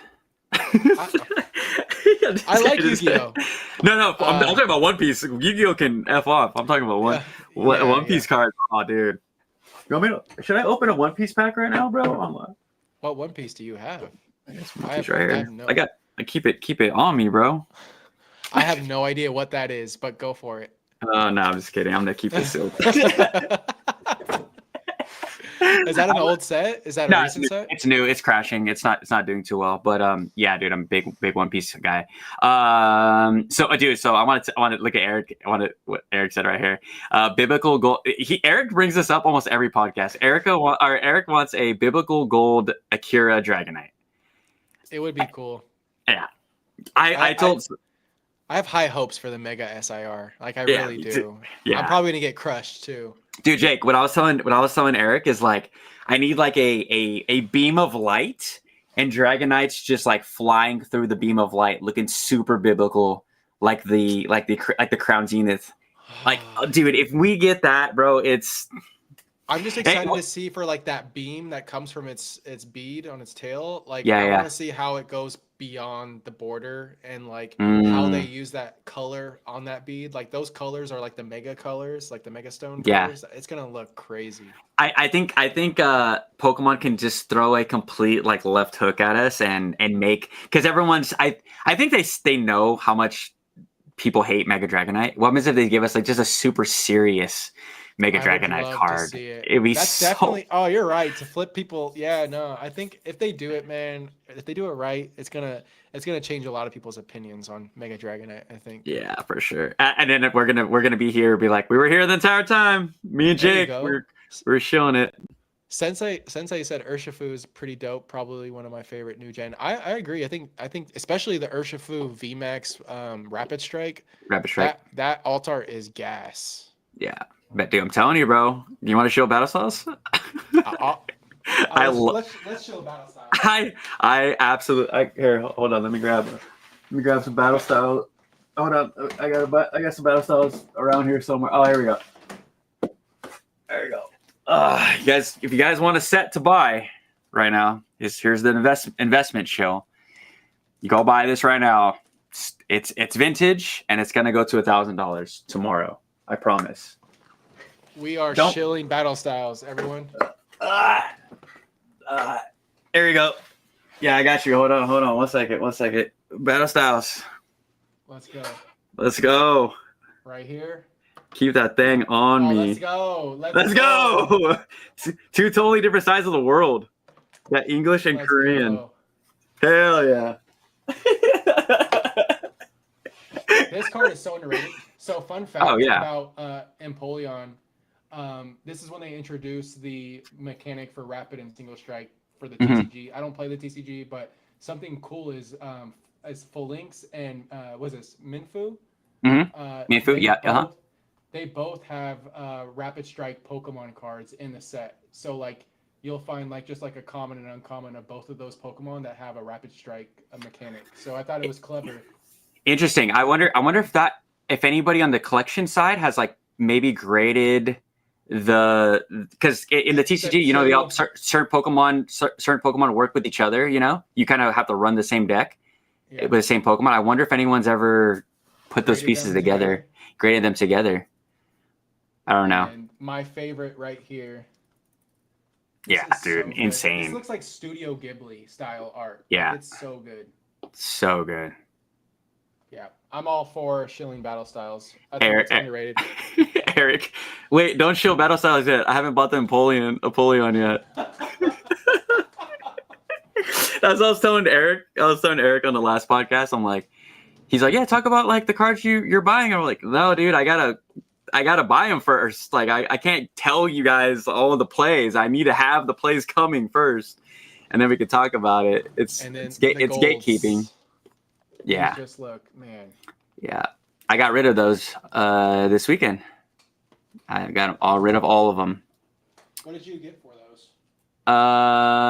Like 85%. Okay, that's good. Yeah, it wasn't bad. But I'm gonna buy them all in Japanese. So.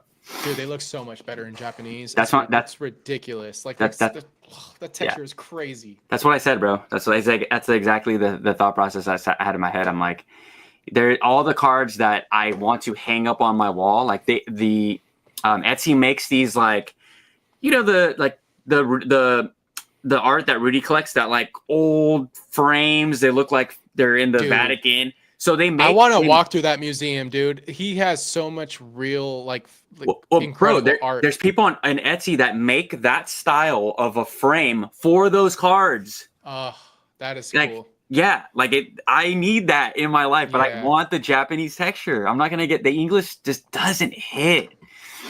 It's so much flatter. Yeah, it's so much flatter. Eric, you need to buy some battle styles, dude. Like, I'm tired of your mess.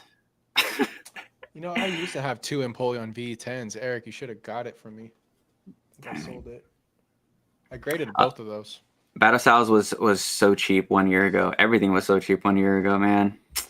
Unfortunately. Yeah. I grabbed the gold Obsidian Flames Zard PSA 10. What do you think about that Zard going up? Which Obsidian? Yeah. I think that's a good example of people being told it's now worth buying and not really thinking for themselves. Like, we can go back to when Obsidian Flames came out. It was the cheapest Scarlet and Violet set. It did not do well. It was an $80 box. I got my case for $580, and that was like a year after release. You guys can get a lightly played version for $100. I do think I do like it. Like, personally, I like the colors. I don't like, it's not one of my favorite cards, that's for damn sure, but yeah. It's cool. It's cool. It's different. I think it's a timestamp in Scarlet and Violet. I got my 10 for that price. That's crazy. Yeah. Yeah. I like Brandon's comment. The Jolly Ranchers are. That's so true. That's so true. It looks like it cracks on my teeth.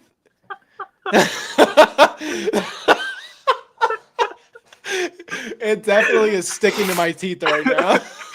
Oh my god!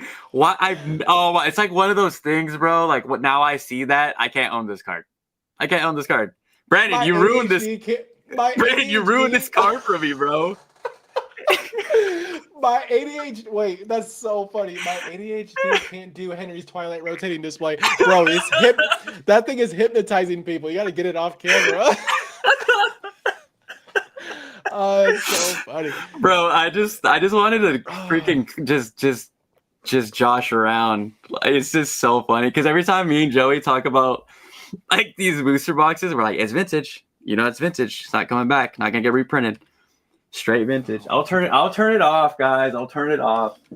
Hold on. There it is. Or should we just go the other way? Should we just reverse it? Yeah, flip it the other way. Reverse it. There we go.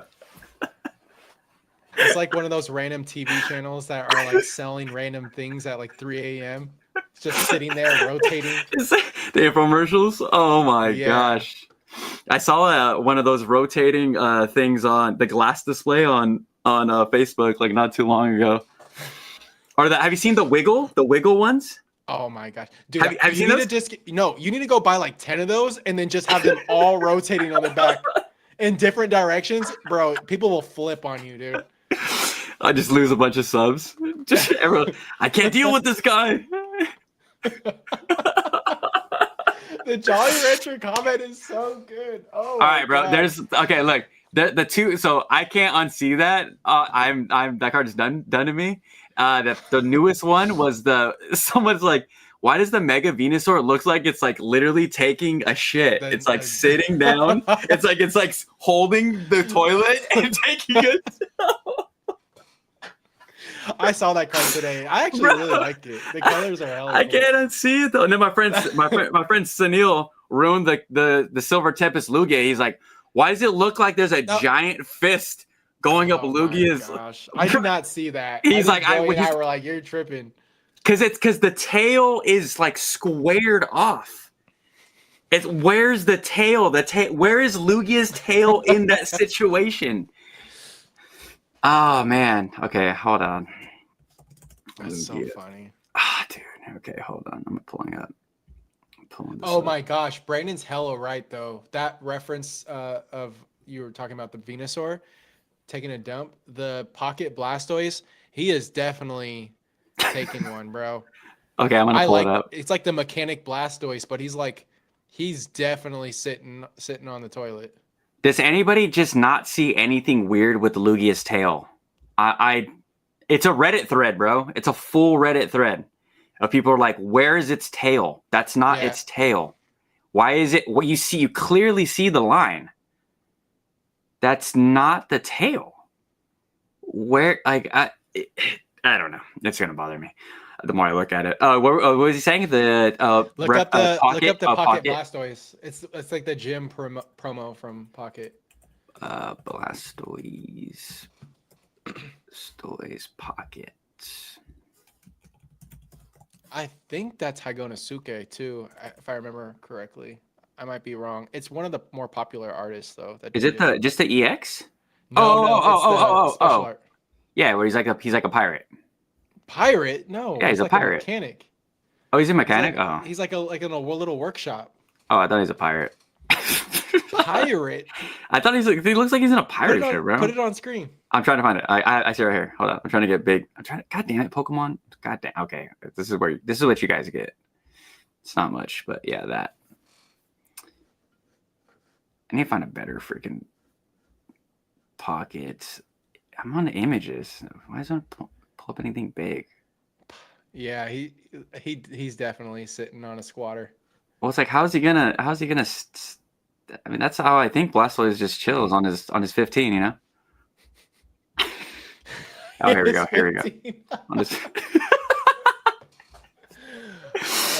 Well, yeah. I'm with you, Jordan. There's no one's gonna ruin my favorite Sword and Shield Altar with that nonsense. What, the Lugia me? Yeah. That's so funny. It's just the stuff that you see, bro. Obsidian is poop. You're not missing out, Henry. I want an Obsidian Flames booster box, by the way, guys. I am having hyper FOMO. So if any guys wanna, I don't see the fist. I just don't. It's not a tail. I need to. I only want to own that card. Show me a picture of Lugia's tail right now. I got you. No. It's all trimmed off. It's like it trims down. Lugia. This card is crazy. Every time I look at it, it's crazy. Here we go, guys. There's Lugia's tail. Yeah. No, you're tripping. It's all small. No, it's big at the end, and it just gets smaller towards the end. Do we agree that this is the best Lugia of all time? Shadow Lugia. This card? No, Shadow Lugia. Oh, Shadow Lugia is really cool.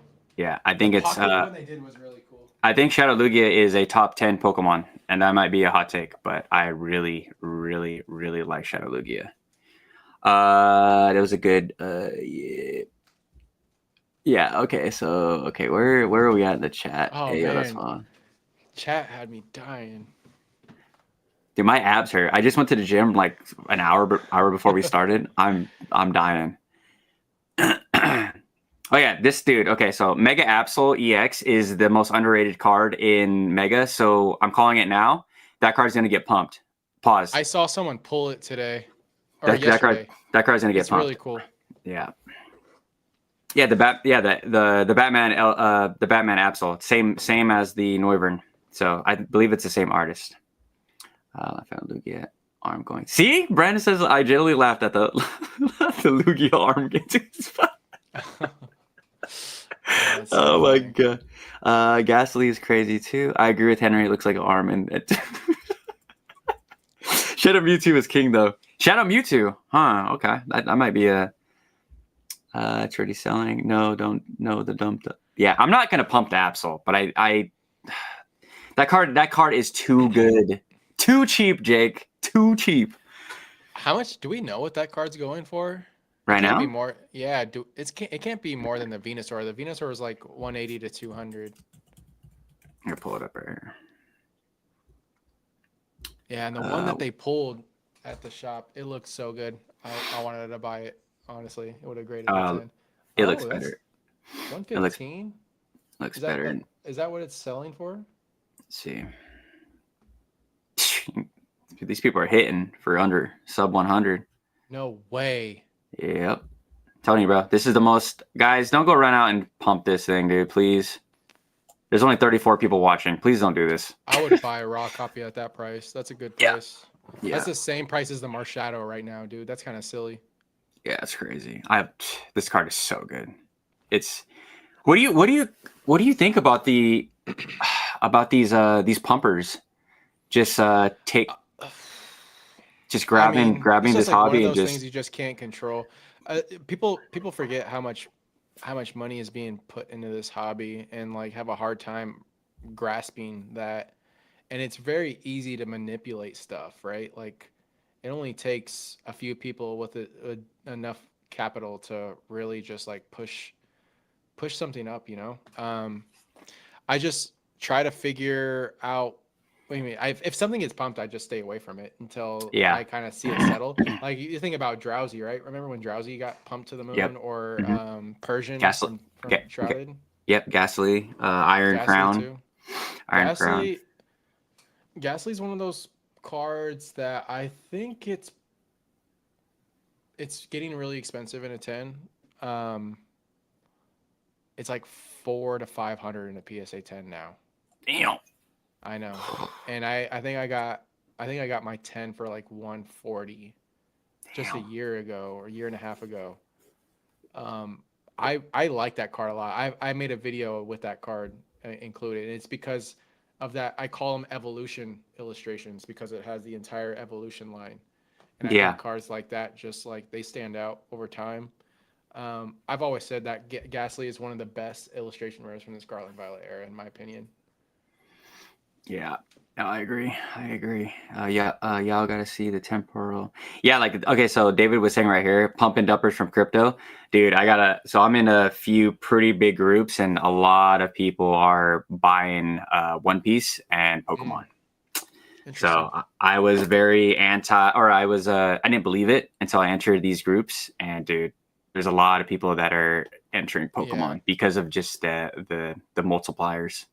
And everyone has like a little bit of background with Pokemon, so it's crazy. No, I hear it. Like it's everywhere, and there's nothing really we can do about it. So like, don't fight the things you can't control. For sure. Just like navigate it. I like what Brandon said about temporal. He was like, it gets pooped on hard. I like the paradox Pokemon. I do too. I think both the ancient and the future SIRs are underappreciated, and this is just based off of what we're seeing. I mean, temporal might be like I don't know. It Chilling Reign style. I don't know. I feel like it's one of those sets that has a really good like set identity. I agree, 100%. Yeah, and I would hope it gets another. It's a case that I don't have, so I'm hoping that I can buy a case at a reasonable price. But I might be that ship might have sailed. Let's Yeah, just say Eric. that. That's Eric's favorite English set.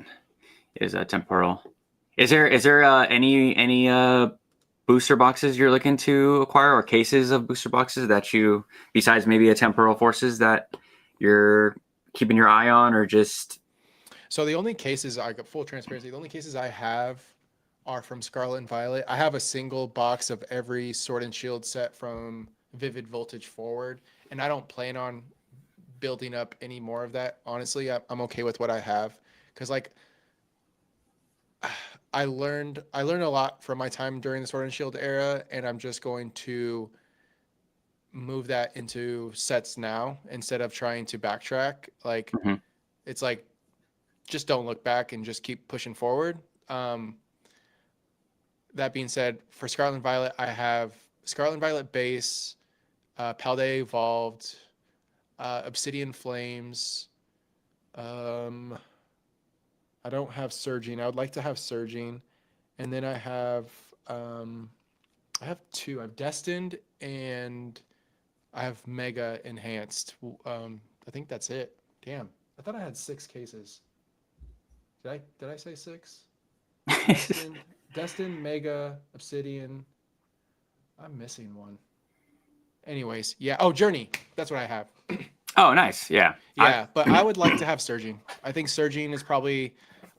I think Surging and Destin are the best mainline sets personally in terms of like identity. And then obviously Temporal is probably next up for me. Yeah, Or Paradox. I like them all, to be honest. I would like to have a case of Journey and Destin, but that. I think you'll have a shot at Journey. Me too. Also, it might not even be that bad of a buy now. Isn't it like 200 per box? Nah, it shot up. Did it really? I haven't been paying attention. I think it's at 240 right now. I think it's a booster box. It's booster. It's tough, man. Like, I can't really get more cases than what I get. Like, it's just like my connect helps me, but it's not like I can be like, hey, let me get 2 or 3 more. Yeah. And I don't want to push it like that. Yeah, so this is what we're working with right now. Cases. I mean, a case right now is 13. It's not terrible. It's really. What is that? 5. Yeah, it's a. Yeah. Yeah, but I have a guy here close, and he'll sell me a Journey for 200 a box, like today. If you could get a case at 200 a box, I think it's not terrible. No, he just has a bunch of Journey loose boxes. Yeah. He's literally right down the street. He's like, no one wants this. So, yeah, I don't think he's trying to sell it on eBay either. There's a lot of people I've met in this past month that I bought booster boxes off of, and they don't want to deal with eBay. They just want to, also, they just want to meet local. I wouldn't sell sealed online personally, unless you're like moving. Yeah, I don't. I'd rather sell it in person. With slabs, I'm okay. Like selling on eBay, I prefer to only sell slabs over 300 on eBay so that it hits authenticity. That way you're protected. I recommend anyone that's selling graded cards to keep it to 300 and above so that it makes sure it goes to authentication, because once it hits authentication, they can't refund if it's been authenticated, which is a nice to have. No BS returns or like shady stuff happening. It's a final sale. So that's how I like it. But sealed product, no shot. How has your experience been with like in person selling like slabs? Because I know you. Yeah, I mean, it's to me, it's like I feel like I'm just connected with a lot of the vendors. So like I just know a lot of people, and I never feel. And I always try to sell to people I trust first. I've obviously done Facebook meetups here and there, but it's more rare these days. People are asking about Joey's Lorcana. Joey's Lorcana. I'm sticking to my Pokemans. I can't do nothing else but that. I'm good. You start dabbling into too many things, it gets messy. Yeah, I'm like that right now with One Piece. Like me and my girl are watching a ton of One Piece right now, and I'm itching to hop into TCG. She's got some cards. We went to Japan. She has some really cheap ones, dude. Even the cheap cards are gorgeous. Just Yeah, even though I've it's seen like the textures go crazy on even like the so rarity. so Yeah. insane. Have you seen the Dodgers Luffy, Yeah, it's a cool card. bro? Yeah. That is a card I can I know see. people that had like hundreds of copies of those that Yeah, made plays on that. they're like It was a five like smart one. 500 raw. I would Yeah. I would grab one of those, but I didn't see one today, so I might have. Yeah, maybe. Are you gonna come to the next card show in Sacramento? What isn't that It's that's next 8th. weekend, huh? That's No, the it's 8th. I think it's next it's weekend, Doug. no 2 weeks. Oh no, the 10th. The 10th. That weekend we're having I think there's another big show in the Bay that weekend. Oh You damn. gotta come slide out here. I made the trip last time. It's your Yeah, turn. I'm down. No, I'm always down. Just hit me. There's Just a let me know. there's a there's a big card show. I think the week after Card Party. Oh, it is next weekend. It's the 4th. God damn it. Yeah, yeah. I'll be in Yeah. Seattle. Yeah. So what's new with you as far as like going into the future? While we're at the 2 hour mark, is there anything Yeah. you wanna? I've got some cool videos coming out next week. Cool. My first interview. Well, I guess you could just say a Cards and Coffee episode with a guest. So Nice. so that'll be cool. And then the other video that comes out is related to this this couple that came across their collection that they built for their kids back from the 90s, and Dang. I helped them look at some stuff. So it's a different type of video from my videos lately. So it'll be cool. It's more of an interview style that you said.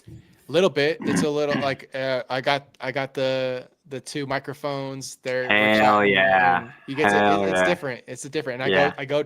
The video takes place at their house where we look over all of their cards. Yeah. Because they found it. I'm not gonna spoil anything, but it's Yeah, a cool yeah. little video. It's different. I don't know how well Yeah. it'll do, but it was really fun to do. Do you Also, I helped some people out. Yeah, So. dude. There's just like not like there's not a lot of content about collecting and people's like journey of collecting, and I'm like, do you find it difficult to deal with like the views of like, if you put in so much work in some of these like videos and they maybe don't perform as well as you think they should? Because I have that feeling like as well when I do like a collection video. Surprisingly, my collection video is my best video on my channel. So my illustration rare binder video. Oh yeah.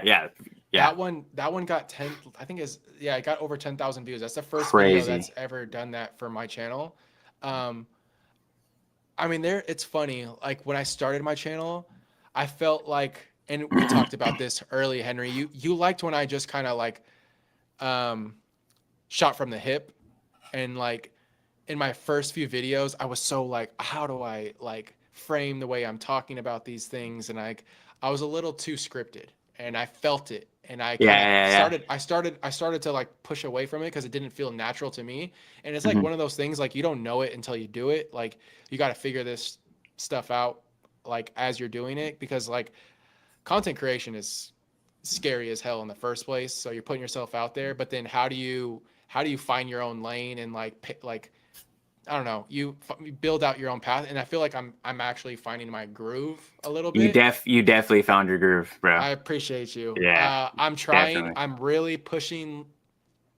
Ern and I have talked about it a little bit, and we talked a little bit about the podcast, but like, it's crazy how before the 2020 boom, YouTube Pokemon was like little to nothing, but what did exist was really just collector content. Like you can go back and watch people opening Skyridge booster boxes, Aquapolis booster boxes, and they weren't ripping it on stream. They were making videos of them opening those boxes for their collection. Like that's what it was. And with the 2020 boom, we started to see a lot of streamers that were ripping packs live, where it felt a little community based because people were going in, and these people that were streaming, they weren't doing rip and ship. They were just opening packs for themselves. And then it slowly started to turn into streams where people were ripping, and it became this rip and ship culture that we have now. And Pokemon content besides that didn't really exist because like we had the Revs, the Leon Hearts, and like those people that were just doing like really massive volume. Like I remember when it's crazy to me. Rev was doing these member rips back in the day, and Yeah. he would. I don't know how that man is like. I have so Breaded. much respect for Nick, dude. Like he literally was grinding to the bone on those member like rip and ships where he would just do these member rip and ships of like all the latest sets. And now we have this like content space that is so heavy on investing. And what Ern and I have talked about is like it's always about like what to buy, what's the good play to buy, but it's never like what's to sell. And Yeah. like I think that's the problem with the investment aspect, and people don't realize how hard this stuff is to sell. Like for instance, Joey has a new perspective, right? We just chatted Yeah. in our group chat about him vending and how he sees the hobby a little differently after his first experience vending, because it's actually not as easy to sell that stuff at the prices you see online, that these new, like record highs, right? Yeah. Yeah. Yeah. And that's a big problem that I have.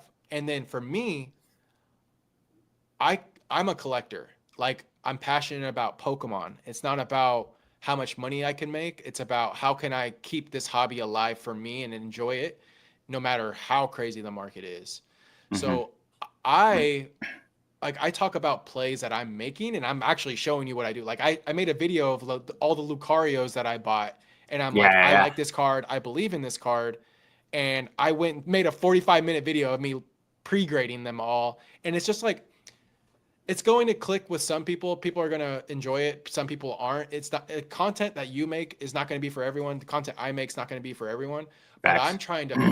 I'm trying to just navigate this on my own and figure out a lane that makes sense that I think I don't know other people will appreciate from someone that is a collector but also does a little flipping here and there and makes money to grow their collection and be able to feel like I can be happy and enjoy this hobby without like all the negativity, because I have been negative in this hobby before and it sucks. Like it does suck. But like we talked about earlier today, it's like switching your narrative, figuring things out. And I'm really enjoying the content I've been making lately, and I'm planning to just keep it going and new ideas come. The thumbnails have been like one of the funnest things, dude. Like Yeah. I've been having fun with them. Yeah. Thumbnails dude, are the fun, dude. thumbnails are hilarious, dude. Like that Yeah. the deal or no deal emoji that we have in Yeah. the chat. Like, oh my god. That one is so good. But yeah, I yeah, told remember it's like, but when we first like met and we were talking about just content, I was like, dude, be that guy, be the grading guy. Like, don't worry about the views. Just like that's yeah.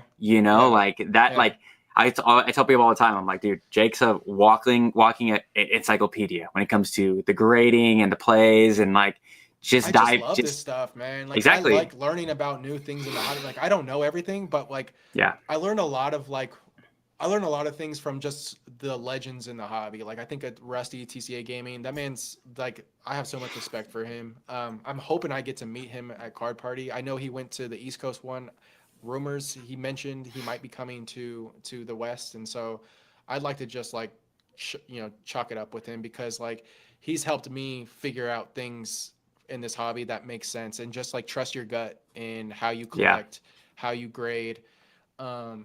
Yeah, and like also like I like helping others. Like that's just something that I'm a social ass person. Like you saw me at the SAC show. Like I knew hell of those vendors, and people would just randomly say what's up. And like it's because I'm the guy that likes to engage. Not everyone's gonna have the same response. I might meet a few people that are just like not with it, and that's okay. But yeah, I don't know. Content's been fun, and it's been cool to just meet and like grow new relationships like you. Like it's crazy to see how far you and I have come from bro. like me reaching out through TikTok, bro. And you were like, who the hell is this dude? And now we're like this. Like it's really cool. I came out to SAC, we hang out. I wish we made more content that day. Like I feel like it was cool that we did the video on your channel, but we gotta do something. We gotta hit the shops when you come here. Next month, bro. I told you, just give me a date. Like I'll set the time. I think it would be cool because I think there's hella shops out here, dude. I'm Like down. Yeah, bro. Like come with some extra cash or some for stuff sure. you want to trade in. Oh yeah, 100%, dude. Like I think both of us have created just our own lanes. Like we're both so comfortable in our lanes now. Like it's crazy. Just like from our first live together to now, like it's. I know. Oh, I didn't even know. I didn't even tell people. I'm gonna make a full announcement, but your boy is officially on the Shiny app. I'm officially a partner with Shiny. Oh, what? So yeah, so heck yeah, dude. be doing the first video. Had the interview, went good, and good people. So I think Oz wasn't Oz repping them until Collector took him. I don't know. I don't know. Oz was doing Shiny. That's the collecting app, right? Yep. Yeah. Yeah. No. Yeah. Oz used to make little like sponsored ads for Shiny up until Collector basically took over. Dang. Their UI is really cool. I downloaded Collector. It's one guy. It's one guy. I remember. Yeah, he's super cool, bro. Like CEOs of rad. Like we literally we're talking about the partnership, and we ended up talking about vintage for 2 hours. Wow. So it was pretty cool. But that's like a huge milestone for my channel, and it was crazy, bro. I'm super grateful. But my channel has turned into a Yap channel.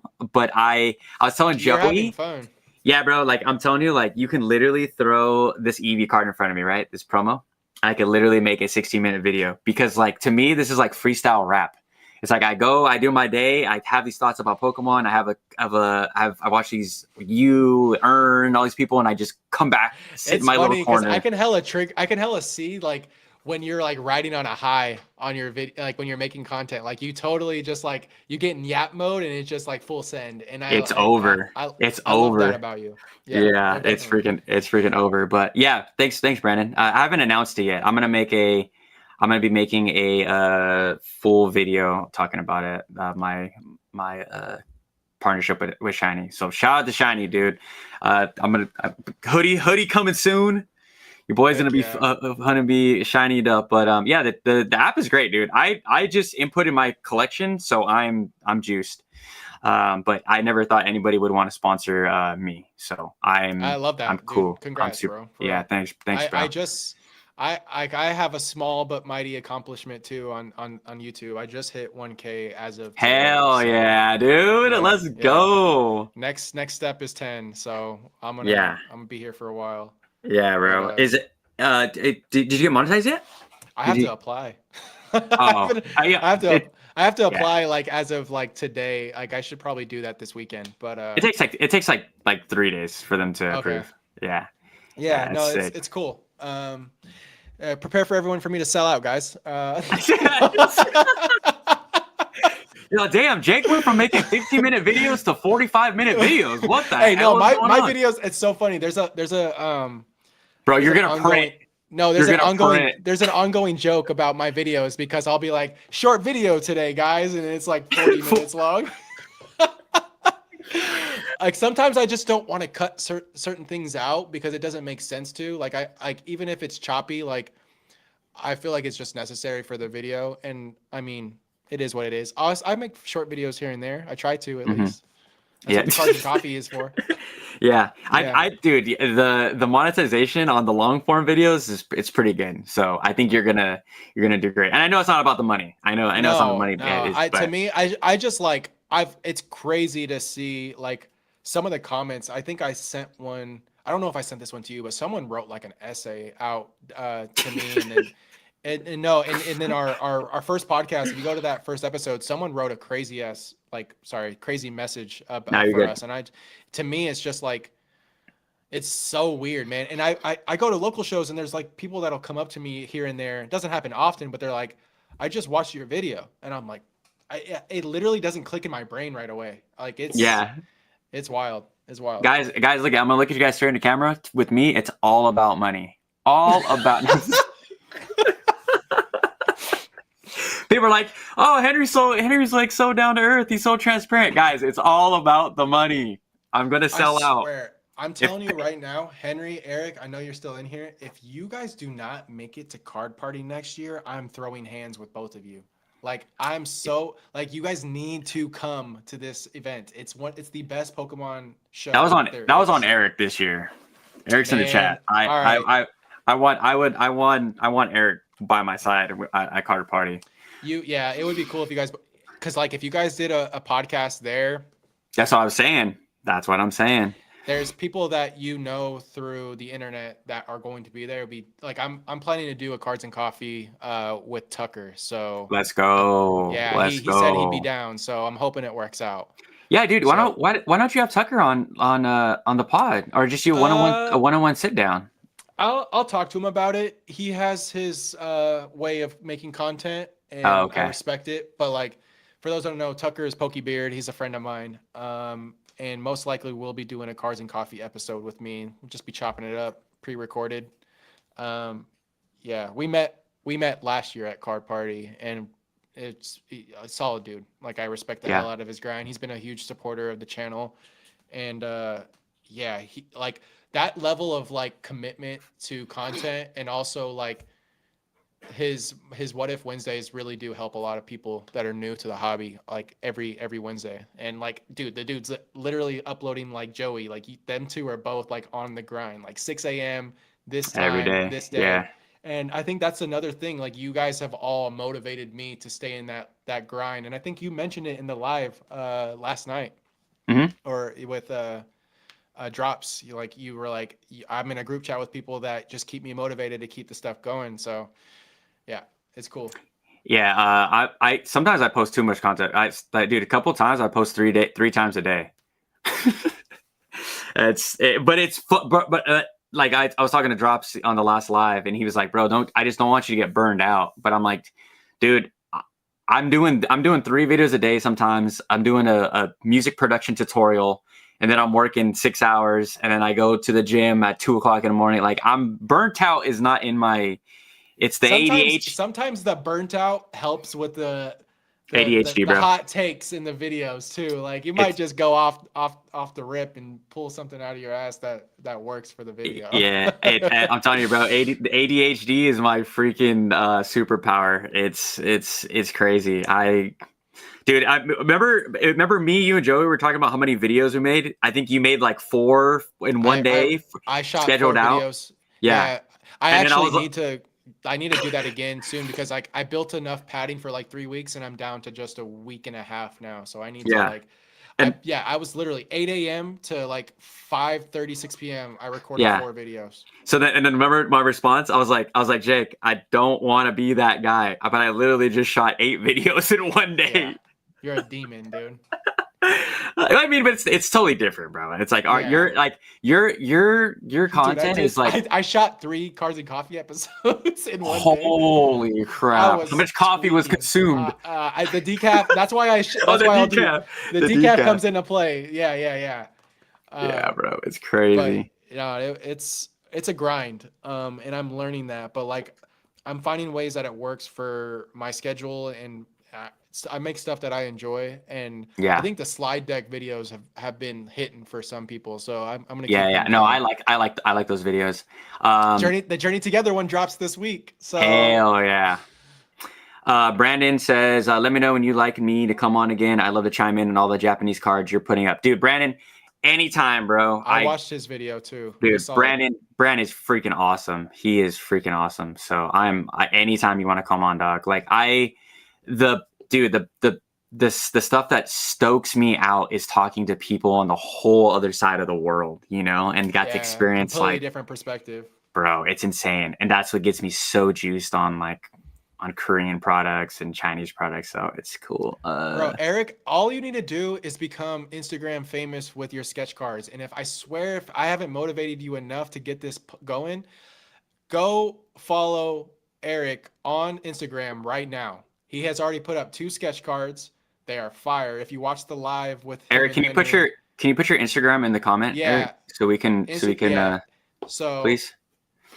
Henry and I are investing in Eric's energy hollows. I've been investing in Eric's for a very long time. So he's gonna that are doing this are doing this. And like, I think that if he stays committed, he can be up there with those people. Like he Dude. has the skills for it, dude. Yeah. Like, dude, when Eric gets locked in, it's insane. Like people, like it's insane. So the fact that he already did too. I want to see. All right, I'm gonna start giving him Pokemon, and he's got to do it. Shiny Mew is your next card, Eric. You have to do a shiny Mew. I got some Japanese gold cards from him. So which you can. Ones? I don't have them on me. They're in a box somewhere, but I think it's. I'm gonna go dig in for some cards. Maybe I can give him some stuff too, because yeah. Because that might make more sense. So Eric, I have an idea. So it's one of the hammer cards, the gold hammer cards. I don't know what set it's from, but I'm like the Tinkaton. That's what I'm saying. I was like, bro, do a Tinkaton inspired card. Like you have to play off of some of the items. I think one of the other gold cards I have is a drum. Maybe do like a Rillaboom or like. Dude, oh my gosh, you are onto something, bro. I don't think anyone in the hobby's doing that right now. They're doing sketch cards. I haven't seen Madua or Boxtart do that. Here you go, guys. You want to show something? Here it is. Keep it sealed, guys. Keep it sealed. No. Shit's gangster. I also love Pokemon toys, guys. Big Pokemon toys. I got my plushies. Bro, did you see this? I got this the other day. Look at this, Jake. Oh, there we go. That's to the moon, bro. You better invest in more of those. These actually go to the moon. Real talk. Do they? Yeah. These are crazy expensive. Crazy expensive. Eric, you have to do. I think you've probably seen this clip of Blastoise fighting Charizard in one of the animes where he's getting punched and it's a close up of Blastoise with like a fist and he's looking cool. Like hella. Dude, I'm telling you, bro. I love the ideas with the item cards. I think that's something that would be really genius. Yeah, and people will pay for those. I know. Trust me. Yeah. I know. Because me and Eric were talking about it, and he was like, "Dude, some of these people are like making." Madua probably paid for his daughter's college fund. Let's just put it that way. And she's 3 years old, so. Oh my God. Let's just say it like that. Like I know that some of the commissions, like I know how much Boxtart prices his cards at, and if Eric's committed, he can be there. Like guaranteed. Easily. And I like, dude, when Eric does the full like the gloss over his paintings, like his I forget what Frank Sinatra, he did a Frank Sinatra portrait thing, dude. Incredible. I'm like, bro. The only thing I've ever seen him do before this was the skateboard he gifted you with the Johto starters. Oh, this right here. Got it right here. Yeah, it's so fire. So good. That's what I'm saying, y'all. Like, he's so talented. Good. Yeah, so, yeah, my boy's gonna tap in, but how did he... Oh, yeah, so this is for you, Jake. So, Jordan, I don't know, and Madua's grinding. Like, I respect the guy. I don't know how these artists are getting authenticated. I know Boxtart also got authenticated recently. He's also someone that's extremely talented, in my opinion. I actually might buy a sketch from him just because I really like his style. But I think Madua probably had someone help him get that. Like, I don't think it was like a submission process. I owned a Madua. I don't think it's by me, but I have one gifted to me. My Is that the Blastoise? Yeah, shout out to Quilly. Cool. Yeah, he gifted me a Madua. It's a rainbow energy with a Blastoise sketch, and it's authenticated by PSA. That's so crazy. Last year. Yeah, Eric says Boxtart just got authenticated. Yeah, I think well. Madua actually might have helped him make that happen because he had thanked Madua a few times when this was announced. For those that don't know, like that card that I showed earlier, this is just like another smaller artist, but their stuff is really cool. These are doing really well. So if you have the skills I wish I could paint and draw like that. Like as a kid, I always tried, but if you have the skills to do it, you should start doing it and just start like your own little Instagram account. But as of right now, I'm fully invested in what Eric's doing. So I want to see him do more. Yeah, Eric should be like just sketching right now as he's listening to this. Bro. Like,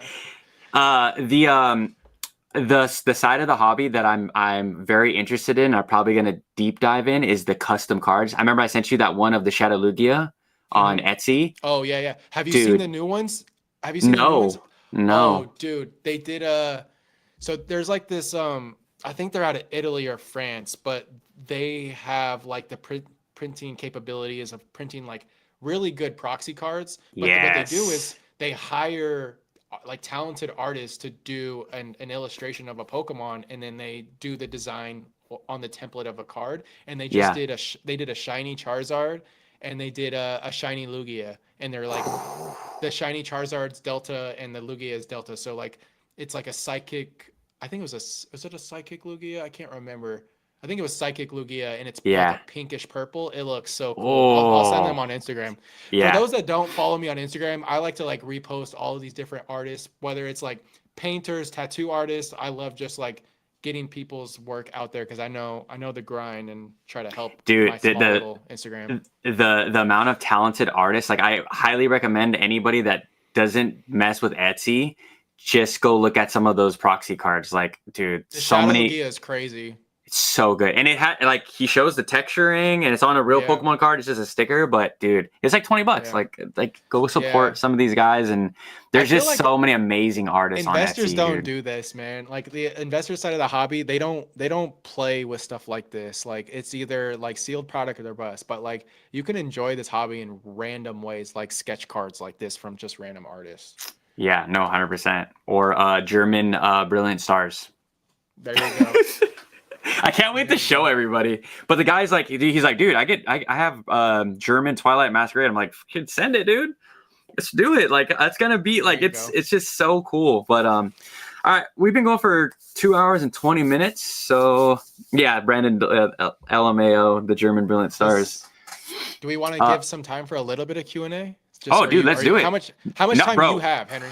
bro, Because hey, look, I'm bro, telling you right bro, now, I'm bro, down to keep yapping. bro.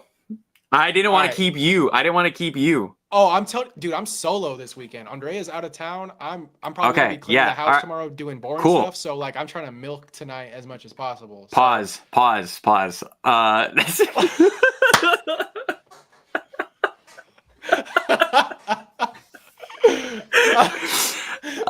Yeah, let's take questions. I'm down to take questions. yeah, how That many sounded people do we have in the chat? There's still like 58 60. people watching. Oh, 60? 60. Heck Yeah.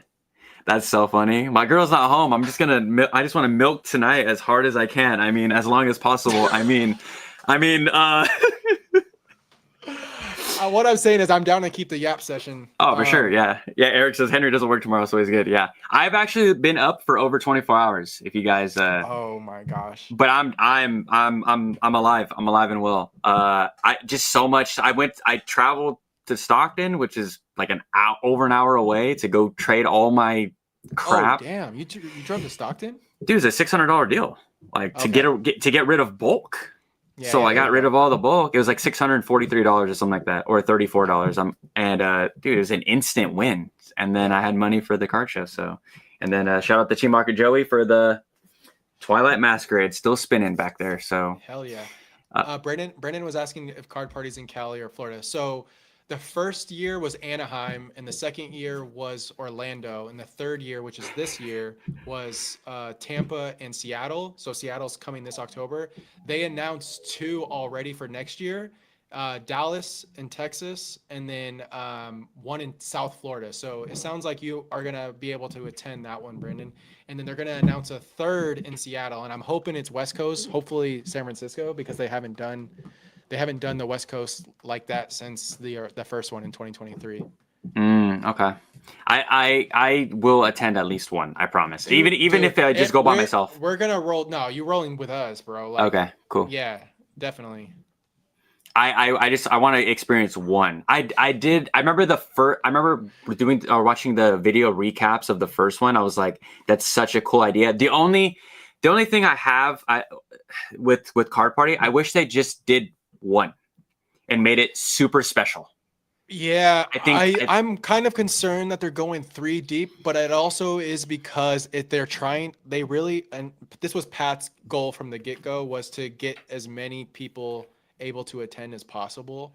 And like not everyone can make it to Orlando, not everyone can make it to Anaheim. So they were doing this east-west thing, and now they're doing in the middle in Texas. And I think sooner or later, I think there's going to be one in the UK in London, because Pat's close with Chloe and all of those guys over there, Chloe and Dean, Pokey Chloe and Pokey Dean, like they have their own shop. I'm sure that they probably already had conversations about what that would look like in terms of like trying to like the logistics of trying to make that happen. So I think it's coming. Dude, I've only traveled out of the country 3 or 4 times, and UK was like, London was like it was actually the first time I ever been on a plane. Like that's crazy. Shit. Yeah, when I was 27, 28, and I went to London. It's a great time. Like it's so cool out there. Yeah, so if they did something like that, it would be sick. But I think they're gonna announce a San Francisco. That's my hope, because it would align with Worlds, which is something that we need to talk about, because Pokemon XP event got delayed in terms of signing up. You know about that? Pokemon No. So for those that don't know, Worlds is like obviously the biggest tournament. It's like the championship of Pokemon, but it's always been TCG focused. But Pokemon has quickly adapted to this new hobby that we're in, because it's really driven by collectors, and there's a lot of collectors in the hobby, so they want to cater to more collectors in the hobby. So Pokemon is putting on this event called Pokemon XP, and this is part of Worlds. It's literally it's happening during Worlds, and it's called Pokemon XP. They're gonna have a Pokemon shop. They're gonna have signings. They're gonna have a Pokemon center, and it's happening at the Moscone Center in San Francisco. So Worlds is happening at Chase Center in San Francisco. So shout out to the Dubs. I'll be there. So I'm really excited about it. The tickets were supposed to go on sale on the 17th of September, but they delayed it because they're worried about just scalpers buying out tickets, and like literally like game tickets or like concert tickets. They're trying to figure out how to make sure that people. So Pokemon XP is going to be sick, and the fact that Pokemon is catering a little bit more to the collector is a good sign to what's to come in future years for Worlds. Yeah, Brandon says I can do Texas or Florida. I want to go to Texas, bro. Dude, I like both. I like both of those states. Yeah, I'd be down to go to Dallas. It depends on what's it's looking like for the third announcement. Something tells me it might be out of the country. I just have a hunch. I don't know why. But if it's not San Francisco, I'd be down for Texas. Tampa was. I flew to Orlando, dude. That's such a flight. Like that flight home was literally the worst flight I've ever been on in my life. No, dude, you have no idea. There was this. You're on Delta. No, that was Southwest, but even worse. Not just because of the turbulence, but because there was this family behind us with their 2 daughters, and they did not care what those kids were doing. They were crap. They were little Gorachus, bro. They were doing.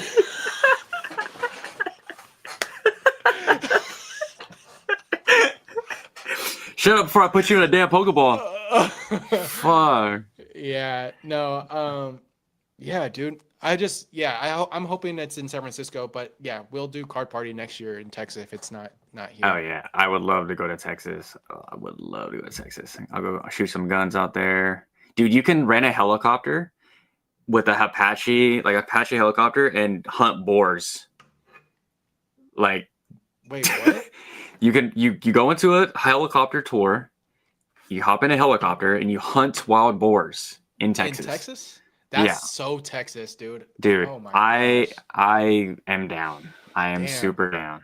Not the Lechonks. The Lechonks. Well, it's like they're like rats, you know. They can't get rid of them fast enough. That's why they destroy everything.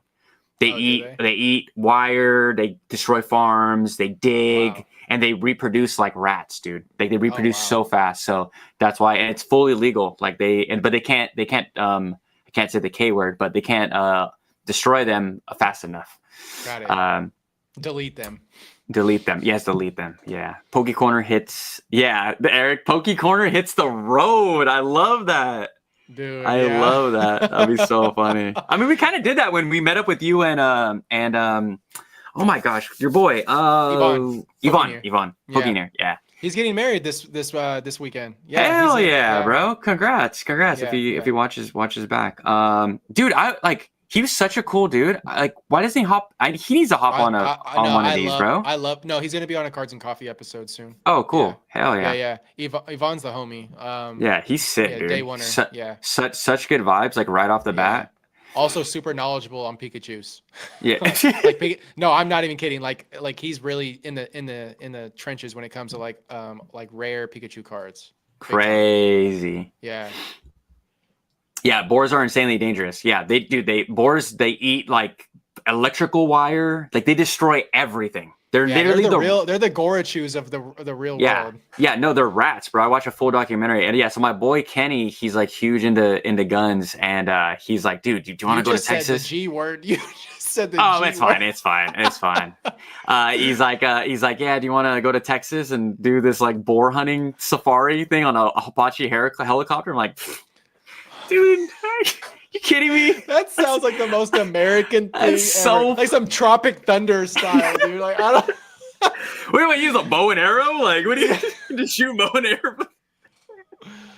I don't know, man. I can't do it. I can't kill an animal. There's just something in me that won't let me do it. I can't do it. How do you like those? Do you ever like those artists that do the Pokemon if they were like food? Oh, I can't stand it. But I saw a Squirtle and a Chikorita, dude. The soft shell Squirtle, I was just like, there's no way, dude. Oh, I know, they're just like gently slicing Chikorita's head off, and I'm just like, you gotta be kidding me, man. Yeah. So Anthony says, you want to sort of be like you're into AC 130 and Call of Duty. Hell yeah. That's exactly how my friend pitched it to me. Exactly. So, yeah. So he's on do some unaliving some Gorachus with some pow-pows. Oh my gosh, bro. Yeah. So if I lived in Texas, I'd be hunting a lot. So that's where I stand. You guys get her done. Okay, is there any questions you wanted to tackle? There's a lot, dude. There is a lot of them. We can go through. Let's pick through. I'm chilling. Oh, actually Eric was saying that dude that got authenticated by PSA, he was talking about it because he has 1 million on YouTube, so that's how. You mentioned in the comment it's because he had 1 million on Box Tart. Yeah, Box Tart. I'll have to look him up on YouTube. I didn't know. I only knew of him because of Pokemon sketch cards. Dude, that's so.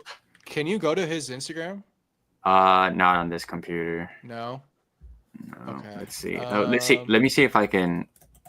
You might be able to do it in not signed in. No. Oh yeah, and it might not let you scroll too much. That's what they do if you're not on an account. I didn't know he had a YouTube. I'm interested to see. I'll look into that later. But yeah, it won't let me. Box Tart's work is really cool.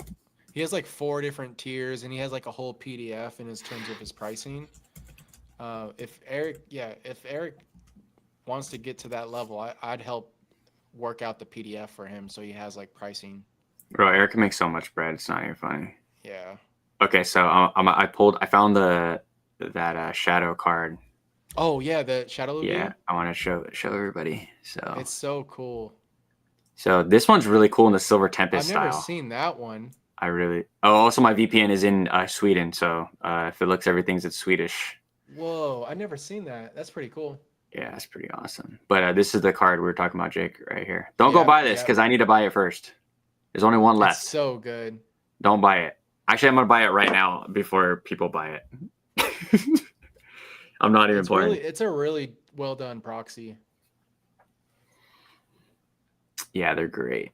I don't know what that is in terms of price though in US dollar. Yeah, these are really cool, bro.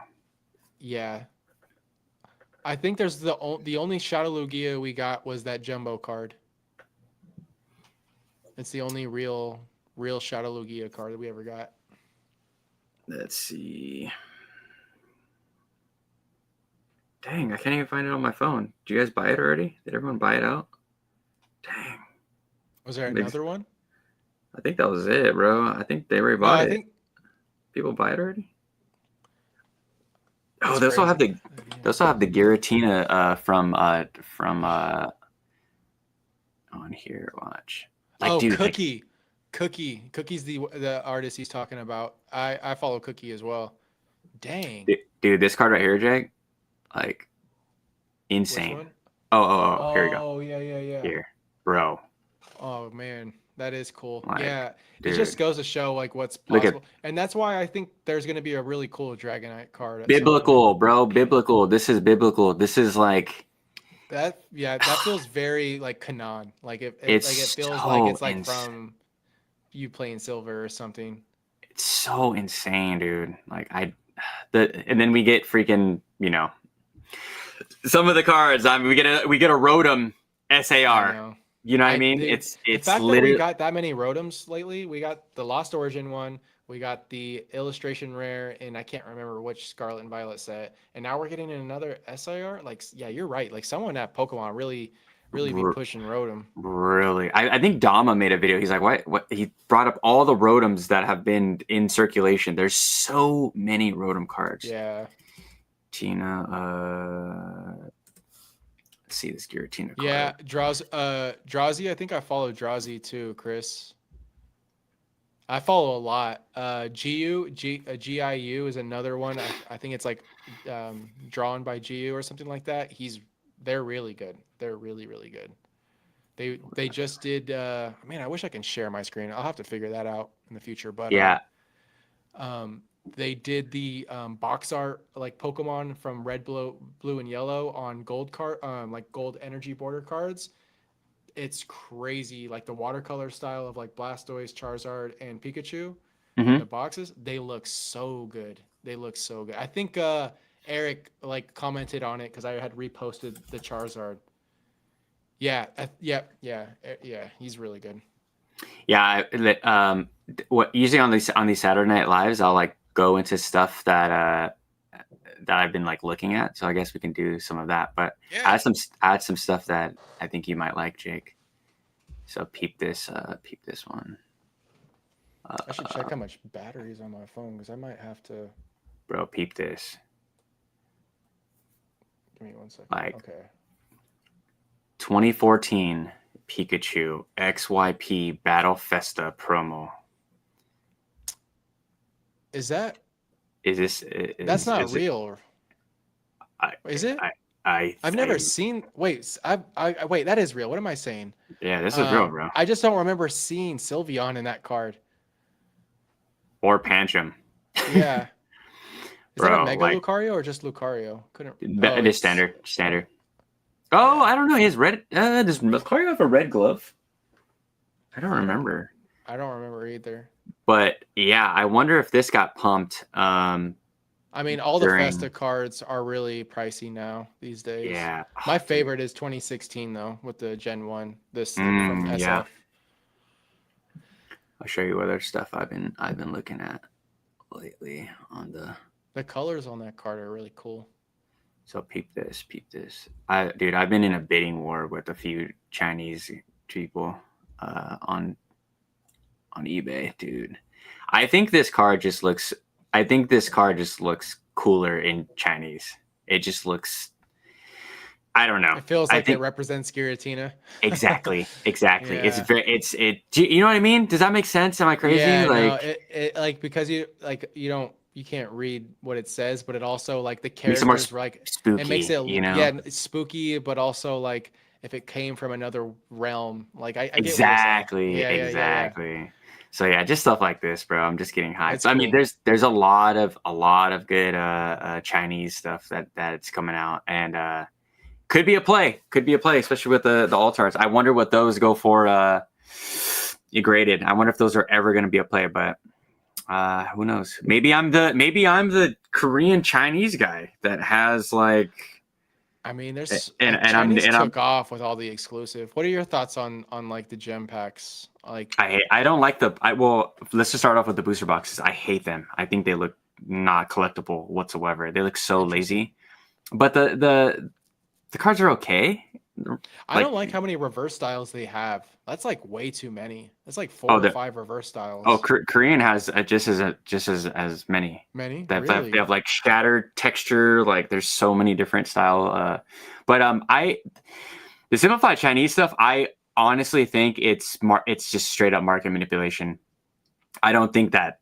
I think it's just like a pump and dump, and it's going to be here today, gone tomorrow. But me and Jordan had a good conversation. I think he thinks they're here to stay. I believe. I like the diversity of the hobby now, but not at these prices, bro. Like I think it would be nice if people were hyped on the simplified Chinese cards if they weren't expensive. I think then we'd be in the right going into the right direction. But I think people only want those cards. Would exist. Yeah, I don't think the market would exist if those cards were in English or Japanese. No, absolutely not. It's just like, I think a lot of people are chasing Chinese because it's kind of new in terms of like the popularity now and all the exclusive cards that they're doing, and like the Mew, the Arcanine, the Mousehold, the Gengar now, and like I don't get me wrong, the art is cool.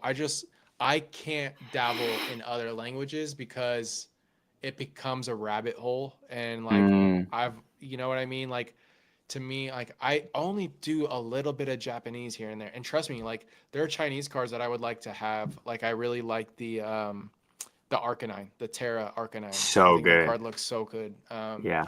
And the fact that it's an exclusive Chinese SIR, it's like but at the same time, just like if I just stay in my lane and just keep it that way, it helps like stay on your goals as a collector. And there's always going to be cards you can't have. You can always see them and look at them, but I don't know. It's I've been loving Ern's content when he's talking about just like really niche stuff. So this is the one in the Pokemon Center Day, right?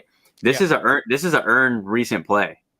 Yeah. So I'm picking up a lot of these. It's a Pokemon Day exclusive promo, like, and it's Eevee, it's Cosmo Reverse. Yeah. It comes from a prismatic blister. Like it has all the fundamentals to be a successful card. And then have you watched J-Love and Poke Guardian's new podcast, the Pokéca Talks? I've never caught an episode. I need to. Oh my dude, the best content on YouTube, in my personal opinion. Like just the amount of knowledge they know of these artists, and that just no one talks about the artists in this space. Like we're just so dialed into other things. Like they just go into the style of the artist, who they're influenced by, the previous work that they've done. They go into their Instagram. They go like full artist breakdown, like nerding out on art, and it's so damn refreshing. Like it sucks that they sometimes take a week off, and I'm just, dude, I'm fiending for more. Yeah, dude, you would love it, dude. You would love it, and I think it would like potentially get you more into Japanese once you hear like kind of their perspective. But and they're just diehard collectors, dude. Just diehard collectors. Florida Man said Korean Mega Brave and Symphonia seem to have improved the quality a bit in terms of texture. I haven't got any yet. I'm going to, dude. I'm supposed to have like 2 boxes of Glory of Team Rocket and never showed up again. So, but there's a guy that I met the other weekend, and he sells Korean packs, and he's like right down the street. So, nice. Yeah, but after this weekend's expenditure, I'm gonna have to chill. I gotta chill too for card party, so hopefully. Yeah, it's tough, dude. Like, it's tough for me to. I'm like, I do want to go to the card shops with you and stuff, but like how niche I am, and like how, like it's. And I think you're kind of the same way, though. Yeah, no, it's a hit or miss, and also like some of these shops have some of the Japanese or even some of the Chinese stuff, so. You might find something. Yeah, I know you're not gonna take me to go see Booth. Like I know you got some cool stuff. Shops around here, there's a little bit for everyone for sure. Yeah, Jordan says no way. My take is simplified Chinese is in a gigantic bubble right now. Okay. Yeah. I think we're all in a bubble. I think all languages are in a bubble. Everything's up. So everything is, and it's like, remember when I feel like the gem packs were just starting to come out, and you notice that there was a change because the prices of English. People were just finding ways to still enjoy the hobby and through different languages. And I think Chinese originally started to feel like people were just buying it because it was a cheaper alternative, but now it's becoming so popular because of these like rare exclusive serialized cards too. Like not necessarily serialized, but like the Mew, like the 1,500 and 10 copies or whatever. Supposedly. Yeah, supposedly. Supposedly, no way to check. Mean, if the Pikachu illustrator has way more copies than people have said over and over again, I think there's probably more copies of that card. So yeah, put it that way. Yeah, it's pretty insane to see the prices of these modern cards, these exclusive cards, of what they are. Yeah, insane. No, I agree. That's just not. It doesn't make sense. Yeah, there's just cards that aren't like that. Gengar in a 10 is like, I don't know, $2,000 or something like that, and I'm like, confirm sold. Yeah. Yikes. The Burger Chew, bro. The 20,000 Black Label. Yeah. I know. But you gotta remember, there's a lot of people with businesses that they have to spend that money somehow. We're towards the end of the year. They have to file for taxes. Spend that money on that. It's December 6th. Do you know the gem rate? The gem rate on that is like the gem rate on the Pikachu is like really high. It's like 90% with PSA, 80, 90%. It's really high. It's not a hard card to grade. So the fact that they got a Black Label that fast doesn't surprise me. Yeah. It's also a non-hollow card. Like, it's way less likely to show surface scratches. Like, it's to me, it's silly. Yeah. But if you had to, not financial advice. Why is there a salad in that illustration? Like Japanese, Japan. No, even Japan. No? Like no. Jason, he's on the Cards and Coffee episode, and he's the one that travels to Japan like 3 to 4 months out of the year. And he's like, that's not a thing. Like, that's not a thing. So I'm not sure why it doesn't. There's like sense. I think there's like corn or corn. Oh, what McDonald's are you at? Yeah, well, that's like, dude, like they should have had a Big Mac, but they have like a Big and Tasty on the. It's not even like a. Did you see the expanded one with like the other Pokemon? Like, someone did a illustration of that card. It's like a Last Supper. Well, kind of, but like it's a way better art. No, I didn't see that. I'll try to find it, but it has a few more Pokemon that are like looking at the table that Pikachu's at. It's cool. That card is whatever to me. Nah. The McDonald's promos that I care about are the original e-reader ones. Like, I have all of those in 10s, and I was getting those when they were worth nothing. Right here, just the Pikachu Last Supper. No, not that. It's actually like a expanded like cheeseburger art, like that burger shoe. Oh sure, that's me. Yeah, bro. So Christopher says, I like the Japanese exclusive promos that aren't expensive, like V Series, Vending Series, and McDonald's cards. McDonald's cards those are some of Jake's favorites. Yeah, I don't have those near me, but I have some other stuff that they like. And Cosmo foils. That's a great great pickup right there. Is Cosmo foils. I've been loving the Cosmo foils. I had some on my desk, but not available. Prismatic poster collection promos are nice too. I agree. I'm starting to film content of my artist collections. Was thinking of reaching out to you for advice. Starting to film some content of my artist collections. Jake's definitely the guy to go to for filming. I'm starting to film. He wants to film some content for his artist collections. Hit me up on Instagram anytime, Chris. Yeah. I'm down to chat. But yeah, I have these. I don't have any of the. I have some PSA 9s of vending, but I have some VS cards.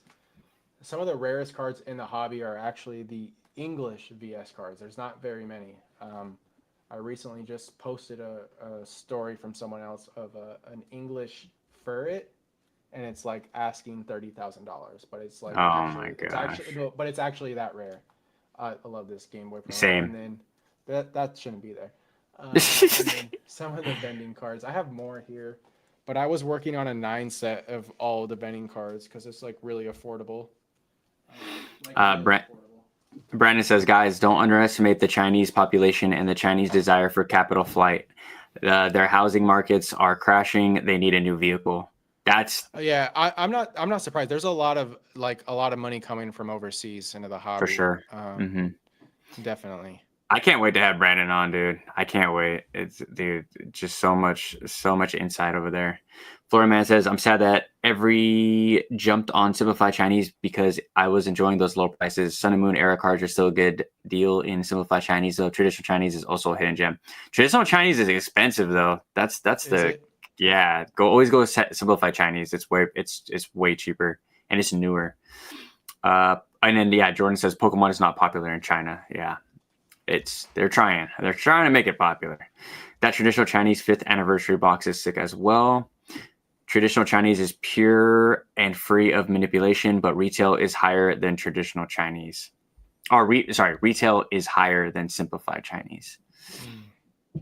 And what did you say, Jake? Sorry. No, I was just gonna say this is why I don't dabble into these because I'm not knowledgeable in them. So it's like I'm safer in my English and some Japanese stuff. Did you see this? I got. That's the newest Chinese set. Oh, what is that? Charizard? I can't tell.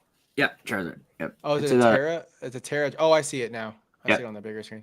That's actually a cool box. Yeah, it's a City of Flames.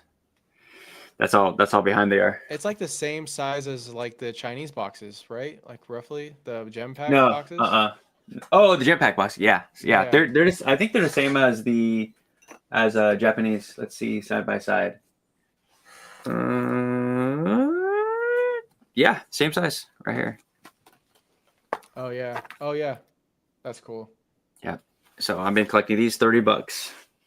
$30. You guys want to complain that there's nothing to buy? Everything's expensive. Yeah, and that's $30. The example I don't want to. I'll grab it. $30 freaking dollars. I like the Carmine SIR from Surging Sparks, Loman, and Caramel Apples. Yeah, Carmine is awesome. I also agree. I got good deals getting Sun and Moon era cards in traditional Chinese. Maybe that's the only era left with good deals. Maybe only the modern stuff is effed up, but I haven't been looking at that. I haven't looked at that either in quite some time, to be honest. Traditional Chinese as well. Or that's what I'm talking about. 2 years behind. Yeah. Yeah, man. I hope some of the McDonald's promos, but they spiked like crazy this year. Got the Larvitar and some of the non-hollows. So I think some of the guys in here might appreciate this. Chris, I was doing vending in 9s because they're really cheap, and I think that these aren't easy to grade, knowing that they came from vending machines. But they're like some of the coolest like original arts of Pokemon. Like I want to show you that this Venonat is so fire, dude. So good. Check this one too, Henry. I think this is one of my favorites. It's like it reminds me of just like boss. Oh, it's so good. This Aerodactyl. Oh, tough. It's so good. Yeah. But cards like this, like there's something for everyone, and there's a lot of affordable stuff if you look in the right direction, and you stay away from what everyone else is talking about. Yeah, everyone is so zoned in on ultra modern. It's crazy. But see, that's what I'm talking about, Jake. Like if you would made a full video of those cards, right? Thumbnail showcasing those cards. Like how well do those videos do? You know, like I don't know. Honestly, I wouldn't. I don't know how that would do. My goal was to like get the whole 9 set and then make a video on it. Because I've been kind of hush hush. This is probably the first time I've talked about me doing that like on a live, because like vending series is like very OG Pokemon. It has the best like set stamp logo of any set. It's that black and white Pokeball upside down. It's so good. And then also like it feels like the original art, the artist had a little bit more freedom, so they got a little wild and like goofy. Like, dude, this Machoke is so tough, bro. Like, this Machoke it's by Kamiya, and it has Chansey. And oh, that's fire, dude! It's so good. Kamiya is still making art to this day since '98, dude. Like, it's insane. Crazy. He's a legend. Shinji would not exist without Kamiya. I'm putting it out there right now. Kamiya walks so Shinji can run. Bro, look at this other dude. This one is so good. This goofy Oh, Kamiya, the coughing, it's so good. Like, dude, these cards are like 15 to 20 bucks a piece, Henry. Like some of these I bought for like less than $10. And nines, vending series, 98. These things are like older than some of the people in the chat right now. Ah. I want to show you. I have a bunch of them in here. Also, Yeah, you guys might like these too. I got these when they were still really cheap, but this is the 2005 Play Promo Rayquaza. It's my favorite Rayquaza art, and it's illustrated by Arita. It literally is like Rayquaza's like diving on you, bro. He's coming. It's so good. Yeah, And that's then hard. 2007 movie Lugia promo. Oh, yeah. Super fire. Like, this is the type of Japanese stuff that I really enjoy. Dude, Korokoro Wooper. This is a very old card. I love the borders, dude. The gold, those gold borders, just dude, such a time. It's the glossy variant. This is a little bit, yeah. These, oh man, I love. Yeah, those borders freaking go. But yeah, so Chris says, dude, Rattle's best videos are his artist showcases, but they only have like 1,000 views. Yeah. That's what I'm saying, dude. Like even a channel like Rattle and it's only getting 1,000. It's so crazy. It's because YouTube is becoming it's all about investment content, and like there's good investment Pokemon content out there. It's just rare, and it doesn't. There's not too far between. Yeah. You said it best. Yeah.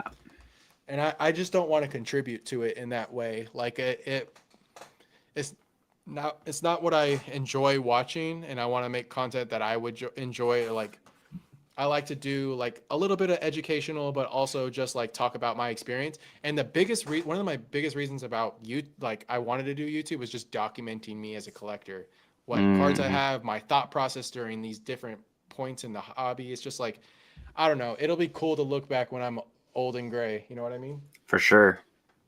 Yeah, it's pretty dude, it's pretty saturated when it comes to the Pokemon and investing stuff. So that's why I always try to add a little bit of my own like stuff at the end, if it's either vintage or because if I make a vintage video, oh my god, I'm gonna get like 200 views. I'm gonna make a vintage video. I'm doing it because you said it now. Because people, you could paint it. You could paint a picture way better. I'm gonna finesse it. I'll figure out a way. But yeah, I've been picking up these because I think they're still like they're affordable ish.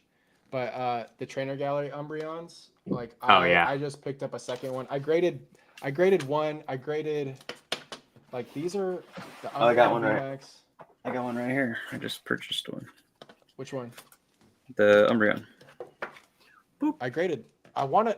It's so funny. Oh yeah, hell yeah. In Korean. Is that, dude? Man, you're right. The saturation. I'm gonna pull mine up and you pull yours up because like you can really tell the difference in saturation between these. Crazy, huh? It's like mine's more dull. Yours is a little bit more vibrant. Yep. No, crazy. That is crazy. I want to see that in person. Yeah. But yeah, like what else, man? $13, I think I paid. I'm so annoyed. I have two of these. Well, one's raw, but I sent this in, but I really wanted to grade the Flareon and Jolteon, but I haven't been able to find another clean Jolteon that's not in my binder. I don't want to get rid of that one, but I wanted to do these sequential. And that card is so underrated. Dude, beyond underrated. All of them are. Dude. Yeah. I have a Flareon ready to grade, but I haven't sent it yet. You guys want to see my illustration rare collection things? So I'm gonna pull up while you're finding that. Jordan says we need some Ken Sugimori SIRs. We haven't had a Sugimori full art since Professor Oak's research for Celebrations, and the guy is still making comments. Bro, I am a criminal, right? Crazy. Criminal that we haven't got. My shit is all over the place right now, dude. I so much to put back, and I hope you guys that are still here for 11 p.m. Shout out to those that are on the East Coast. All right, so I had set a goal when Scarlet and Violet came out, and I need to make an updated video where I collect all of the Kanto illustration rares and 10s, but that expanded into Johto and maybe a little bit of Hoenn. But I've been working on these Raichu, Love that One card. of my Love favorites. that card. I got the T-Tar. Dude, I actually came up really tough on this. Someone had this like mispriced by like 150 bucks. When I got it, when this card was like almost 300, I bought it for 125. Hot take. And yeah, I'm sorry. Like I had to. Hot take. I'm a giant Tornador fan, and It's not the best one. It's not the best one. Yeah, I think it's like the most over. But the sunset guard looks really good on it. I ain't gonna lie. The sunset. Enter code Johto Jake for 50% off. Oh no, Henry, they actually stopped. Dude, I'm so sad. They killed the partner program because yeah, I'm really sad about that. I gotta talk to Min. So Min is the owner of Graded Guard. He's a friend of mine. I met him. Damn, when did I meet him? It's been a couple of years, but I need to have a conversation with him at Card Party because I want to see like what the future looks like because I've been a supporter of Graded Guard since the beginning basically. You're the reason why I know Graded Guards. I think I was damn. Chris is crazy. Shout out to Chris for being up at 2 a.m. So I have OCD with like my Graded Guard. I come from like a design background, so like I really appreciate like the aesthetic of my collection. So like this one is tough, bro. This is the metallic crimson with the scissor. Dude, this is what it's about. Like matching that just makes that card, that whole thing just so much more expensive too. Yeah, that looks cool. It makes it look fancy. Yeah. Pidgey. You know what dude, you know how OCD I am? I graded this and I shouldn't have done this, but I did it anyways. I graded this and this sequential, but I sold the Houndoom because it had print lines and I found a better copy. So I split up a sequential set because I had to have a cleaner Houndoom. But they're both 10. These are, dude, the Houndoom is so tough. This is one of the best cards from Shrouded. Actually, Demon Dog. You know what? What's this going for right now? Can you look that up, Henry? Because I'm really curious. What is it? Is that a Japanese or English? This is English. All right, we're gonna keep it pushing. I'm gonna make a video on this too, so you guys are just getting the sneak peek if you made it this late. If you made it this far, I got it right here. Cleffa. This one I got, dude. I traded, Shrouded Fable, not Monkey Dory. I think it was Pheasantipity for this and like $50 in a 10. Add to stage. This card's a big one. $45 Houndoom. And I wonder how much Shrouded Fable ETBs are right now, regular ETBs, because I know that the Pokemon Center is like, it's got to be like 160, 170 for the Pokemon Center. Pokemon Center, let's go. What's just like regular ETB cost? I'm like, or even price per pack. Like what is that? ETB is 181. Is that the Pokemon? That's got to be Pokemon Center. Yeah, this is Pokemon Center. And then regular ETBs. Regular is 73. Okay. Yeah. Yeah, let's see what they're selling at. Yeah, about 70. 45 is kind of high. I don't know how I feel about it. Noctowl, I graded this one myself. Chansey. This one's really... I graded this one myself too with the amber. I love this card. But I slowed down because like we had that illustration rare pop off. Why is this in here? This should be in a different box. Mewtwo. I don't even know. Oops. My bad. Hold on. No, you're good. Why is how do I get to the top? Oh my gosh, what is going on? Whoa. Bro, what is going on? Mewtwo. See, this card I bought for 120 and a 10. How do I get? Card's way up. Hold on. How do I get to the top? Oh my gosh! Now we're spazzing. You guys still going? I'm just showing off random cards because I'm planning to make a video on these, but I was working on a Shift 5 PSA 10 illustration rare collection of Kanto, Johto, and then potentially at some point Hoenn. Dude, how do I get you on the screen, bro? How do I get Jake back on the screen? Do you have to remove the comment? You might have to remove the comment. Oh, yeah. Oh, there we go. Let's do that. Okay. No, I just can't get to the layout. I keep getting Shit's, tiny. this shit is spazzing out right now, bro. Oh my god. Is this how we gotta end this? We We hit gotta the end three. it We like hit the this? three. Oh my! Did we like tap out, bro? It won't let. It's just changing on its own. Hold on. You Oh, probably. Is it still changing? oh my god. Okay. Oh my god. Okay. That's crazy. All right. Spazzing. All right, guys, we're gonna They don't. freaking. They don't. They don't want to see the. They don't want. I guess the internet doesn't. Is Dude, not able how to do see I it to how make the how do I video. freaking get this? How do I get you back? All For right. those Well, that I mean, this will do, honestly. If they don't mind. I should probably. My phone's gonna die, so I should probably plug it in. That means my headset is no longer. I gotta figure out this setup, yo. I'm doing this on a budget, but let me see. I'm obviously still figuring out freaking how to. Oh, here we go. Okay, we'll give Jake the entire screen. Okay, I'm gonna sound like garbage probably, so I'm sorry if that's the case. Um, okay, so I got Pikachu for 150. I don't even know what It's this is going for, but Pikachu. this is one of my dude. It's got Blastoise in this. I don't know for those that have never noticed, but Blastoise is way in the back there, looking backwards, like you can see his shell. So that's a must. Psyduck, another great card. I think I only need like two more from 151. I need Tangela, Mr. Mime. I have this one's great. I think this art is phenomenal. Dude, so good. It's so good. I yeah, I love that card. Nidoking is all right. I think the Destined Rivals one is way better. Way better. Ammonite kind of slept on. Also, there's Kabutos in this card that I never noticed until I looked at it. Oh, are we back? Kabutos? Oh yeah, we are. Let's go. Oh, cool. Okay, here we go. You see the Kabutos just swimming around them? Oh yeah. I never noticed it. And then, dude, this I know. If Eric probably fell asleep. That man is not in here anymore. Yeah, he's asleep, bro, for sure. Dragonair. This card is so majestic. I have the With blue jewel. with the blue Jolly Rancher graded card, maybe. Yeah. That's so hard. How much? Okay, let's. What's your average? You think? How much money in graded guards? Let's not talk about it. I used to get them for.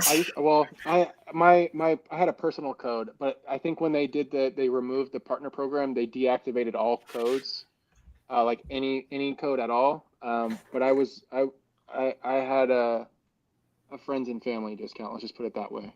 Nice, hell yeah. This card, man, that's so crazy what this card is doing right now. I hate it. Oh, Eric's awake. Eric's awake. Oh, there we go. Heck yeah, we're still doing this.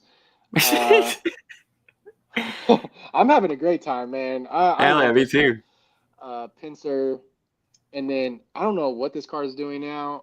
Crazy. I think we talked about this, but like I always thought that they were hinting at the next evolution because it's playing with the Hydreigon plushie, and I was like, I bet you our next evolution is going to be Dragon type. That's just my tinfoil hat theory. And then the last one of this stack is one of my favorite matches with the graded guards.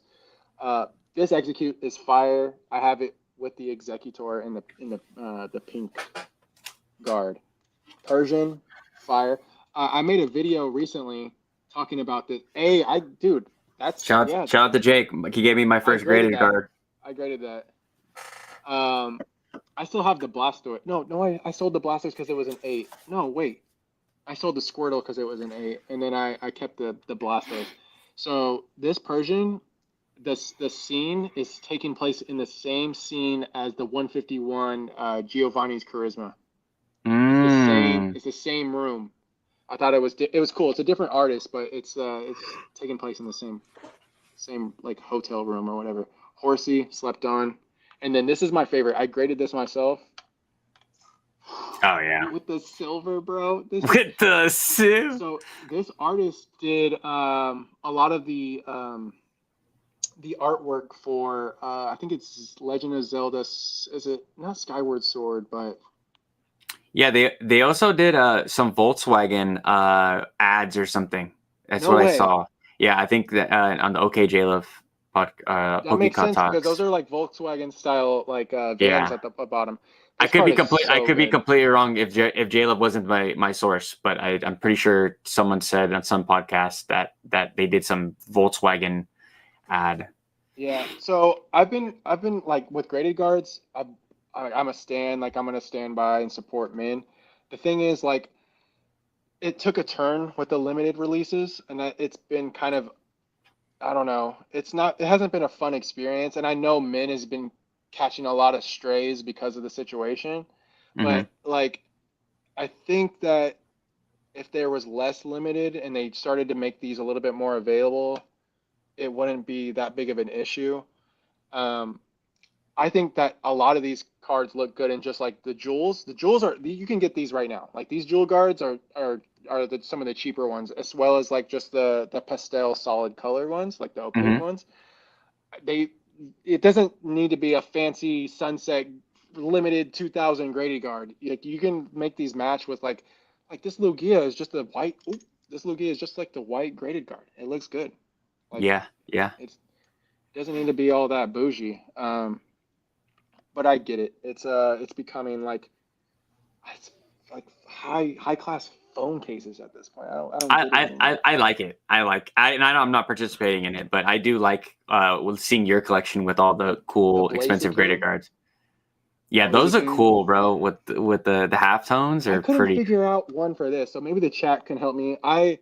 It's all over the place. It's the Pikachu from Crown Zenith, but I think I see a lot of purple. a lot Maybe of a purple purples and one. pinks. Yeah, maybe a pink Yeah, one or a purple one would be pretty cool. this card was really cheap for the longest time. I think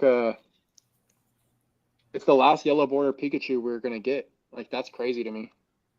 Yeah, I think me and Brandon were talking about the English to Japanese version of that card, where the Japanese version has texture. It's like Yeah, not even the same card. Yvonne's a big believer in that card in the Japanese Yeah, market. it's expensive, dude. It's It expensive now. is. And I have some like I wanted to do the trainers. I only have the Gardenia's Vigor, Super but fire. this reminds me, this artist just did another card recently. Oh, this is the same artist that did the Bulbasaur line in 151. That's what It looks yeah, like it. yeah. And then the rest in here is just like I don't have any of the Japanese exclusive. This card, like I liked this when it was $40, but it has jumped up. I picked up these both for $40 each, and these were the Crown Zenith collection box. The Cosmo, like Rayquaza. I'm Crazy. weird about Rayquaza. I don't like. It's not one of my favorite Pokemon, but there's just certain artworks that really stand out. Like, where was it? This one. Like, these are some of my favorites, and they're like completely different eras. One's English, one's Japanese. But Yeah, these no, look those are fire. But that's what I'm saying, dude. There's really plays like there's really plays in everything. everything, dude. Everything. Everything. Like, you don't But have to. you just have like an insane collection, bro. Like But it's also Jordan was Jordan's like, dude, Jake may have like one of the craziest PSA 10 collections or something like no. that. This also took a long time, and Oh no, I know. I also self-graded a lot of it. I mean, yeah, I've definitely put money in this hobby, but I've also sold a lot too. Like I think that's the takeaway. I won't go after those tag teams. Like I kind of like I made the call that I'm now probably not going to touch those cards. I don't think I told you this, but I did keep one, Hmm. and it's the Blastoise Piplup because Oh, fire. obviously, Yeah. yeah, Yeah. yeah. Jordan says the Crown Zenith Pikachu is the only yellow bordered card with texture in the TCG history, right? It's not. I don't think it's textured. It is textured. It's textured? The Crown Zenith one, yeah, it's a secret rare. Really? Yeah, it's textured. This is textured, dog. I have it. I'll take it out of the. I have a. I'm gonna Your get lemon. this sleeve anyways. Yeah, show me one. It's textured. I don't know if it's gonna show on here. Oh, Oh interesting. yeah, you can see it right there. You can see it right there. It's definitely textured. What the hell? Okay, well I have one. I have Dude, one. if in you my- have a no texture, you might have an air. So if you do Dude. have it, we need to grade it. Regardless that's- of what it grades. I have that card. I swore. wasn't textured.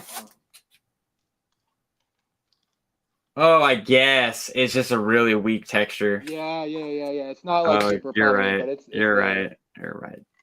And then touch a card. Touch a card. Touch a card, ladies and gentlemen. Textured. I gotta put this in a sleeve. You guys wanna see? What else do I got in here? Oh, proof that I went to the first card party. CGC gave me this.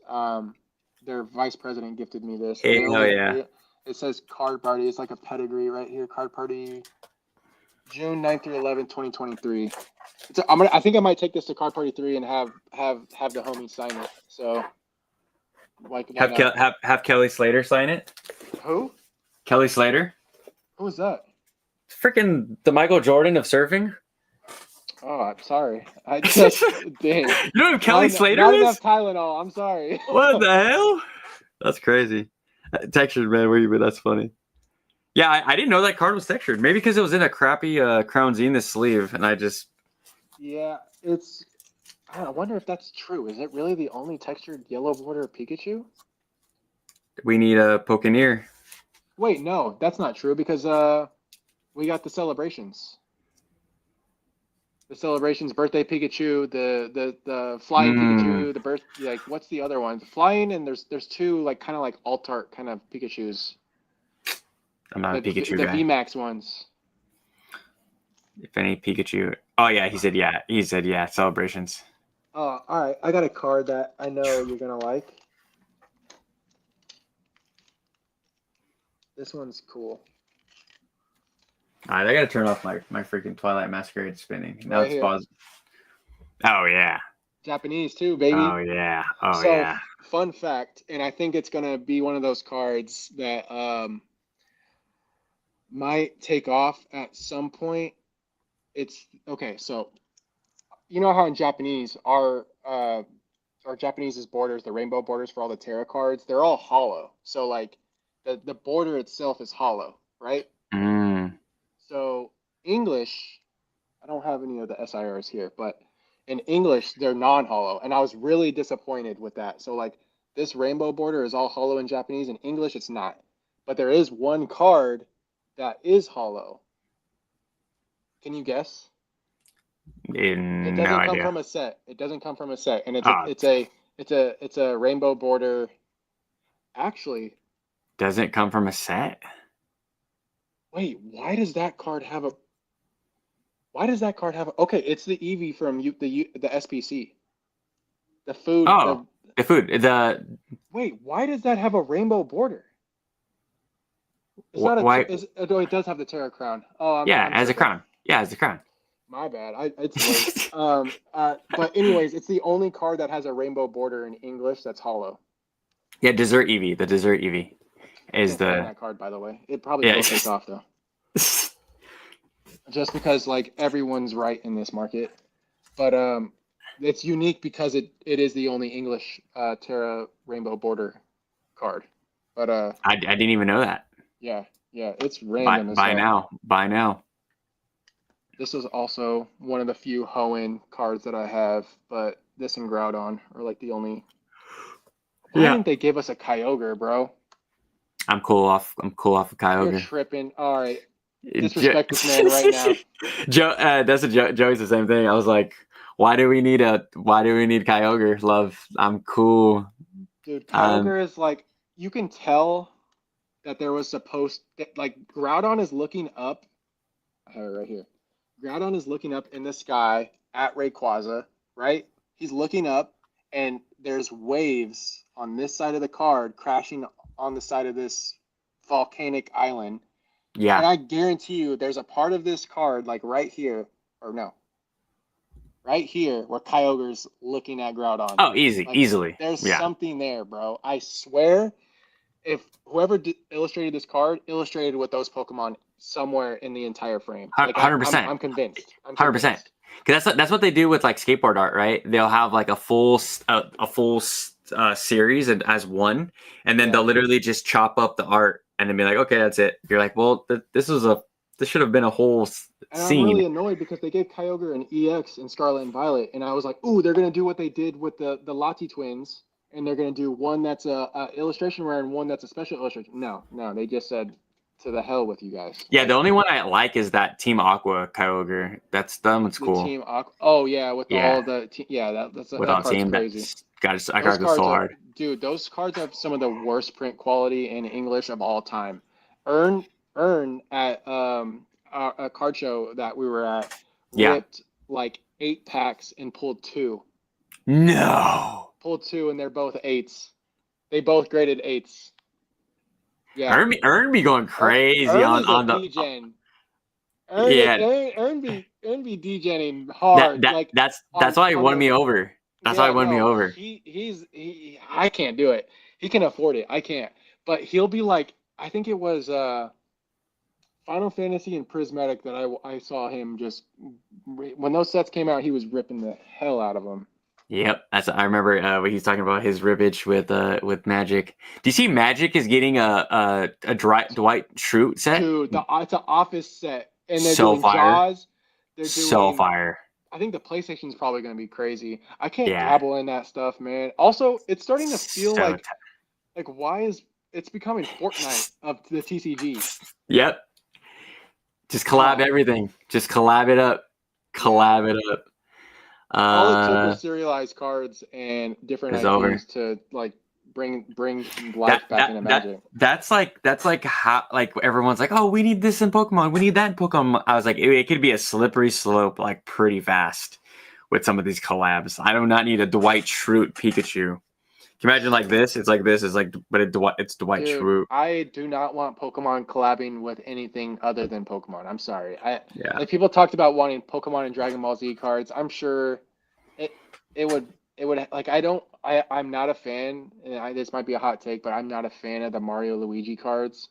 I'm not a fan of Ponchos. I've told you how I feel about Ponchos. I hate them too. They're the Etsy cards of the Pokemon hobby. Yeah, they're just not for me. But I just, man, all this art and all this modern stuff. Like, I love my vintage. I have my vintage boxes. Like, you've seen like my Gold Star video. Like, that's I love all of it. But this modern stuff is killing it, dude. That's what, like, the T-Tar is what brought me into all of this. Like that, Battle Styles is what Battle Styles. Shield Battle Styles. Love best set. This was fun, but this is also a damn mess. Yeah, bro. That's like when that's why I love like when me and you get on a live. Like it's just we go into full collector mode.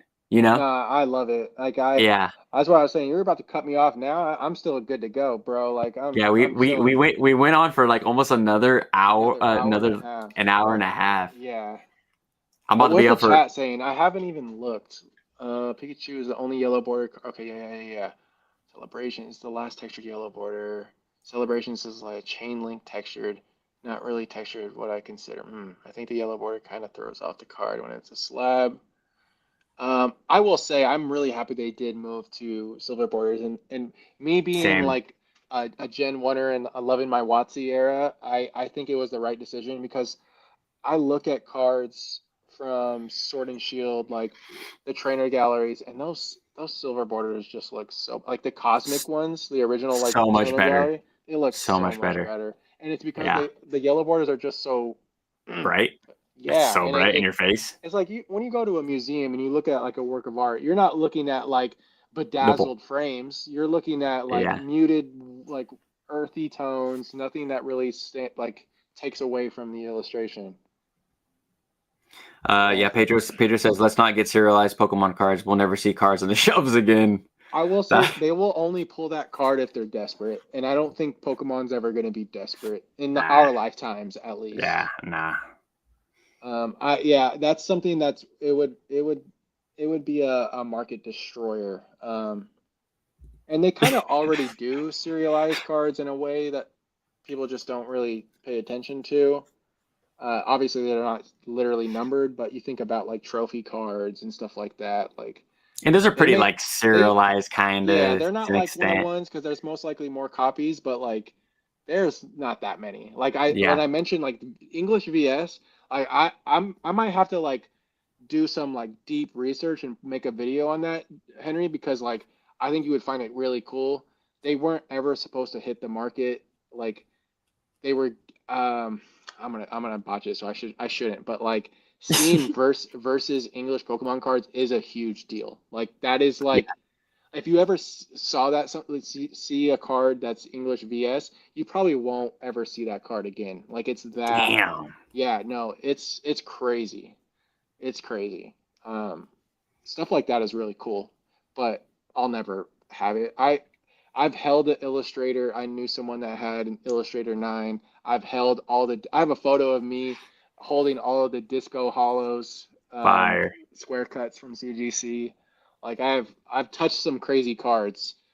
Touch some cardboard, y'all. Like don't get stuck on the sealed plastic stuff. There's stuff like this that's cool.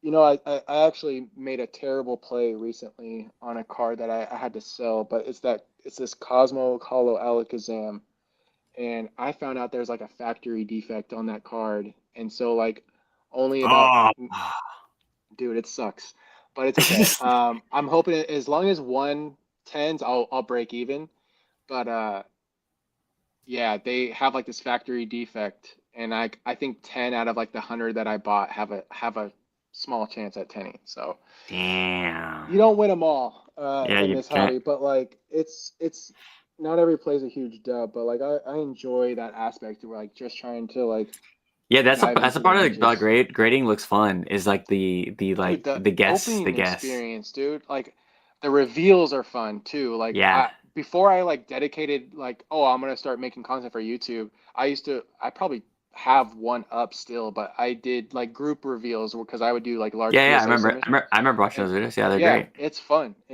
Like get a group of people to go in on a sub together, like have a barbecue when they come back, and it's a good time.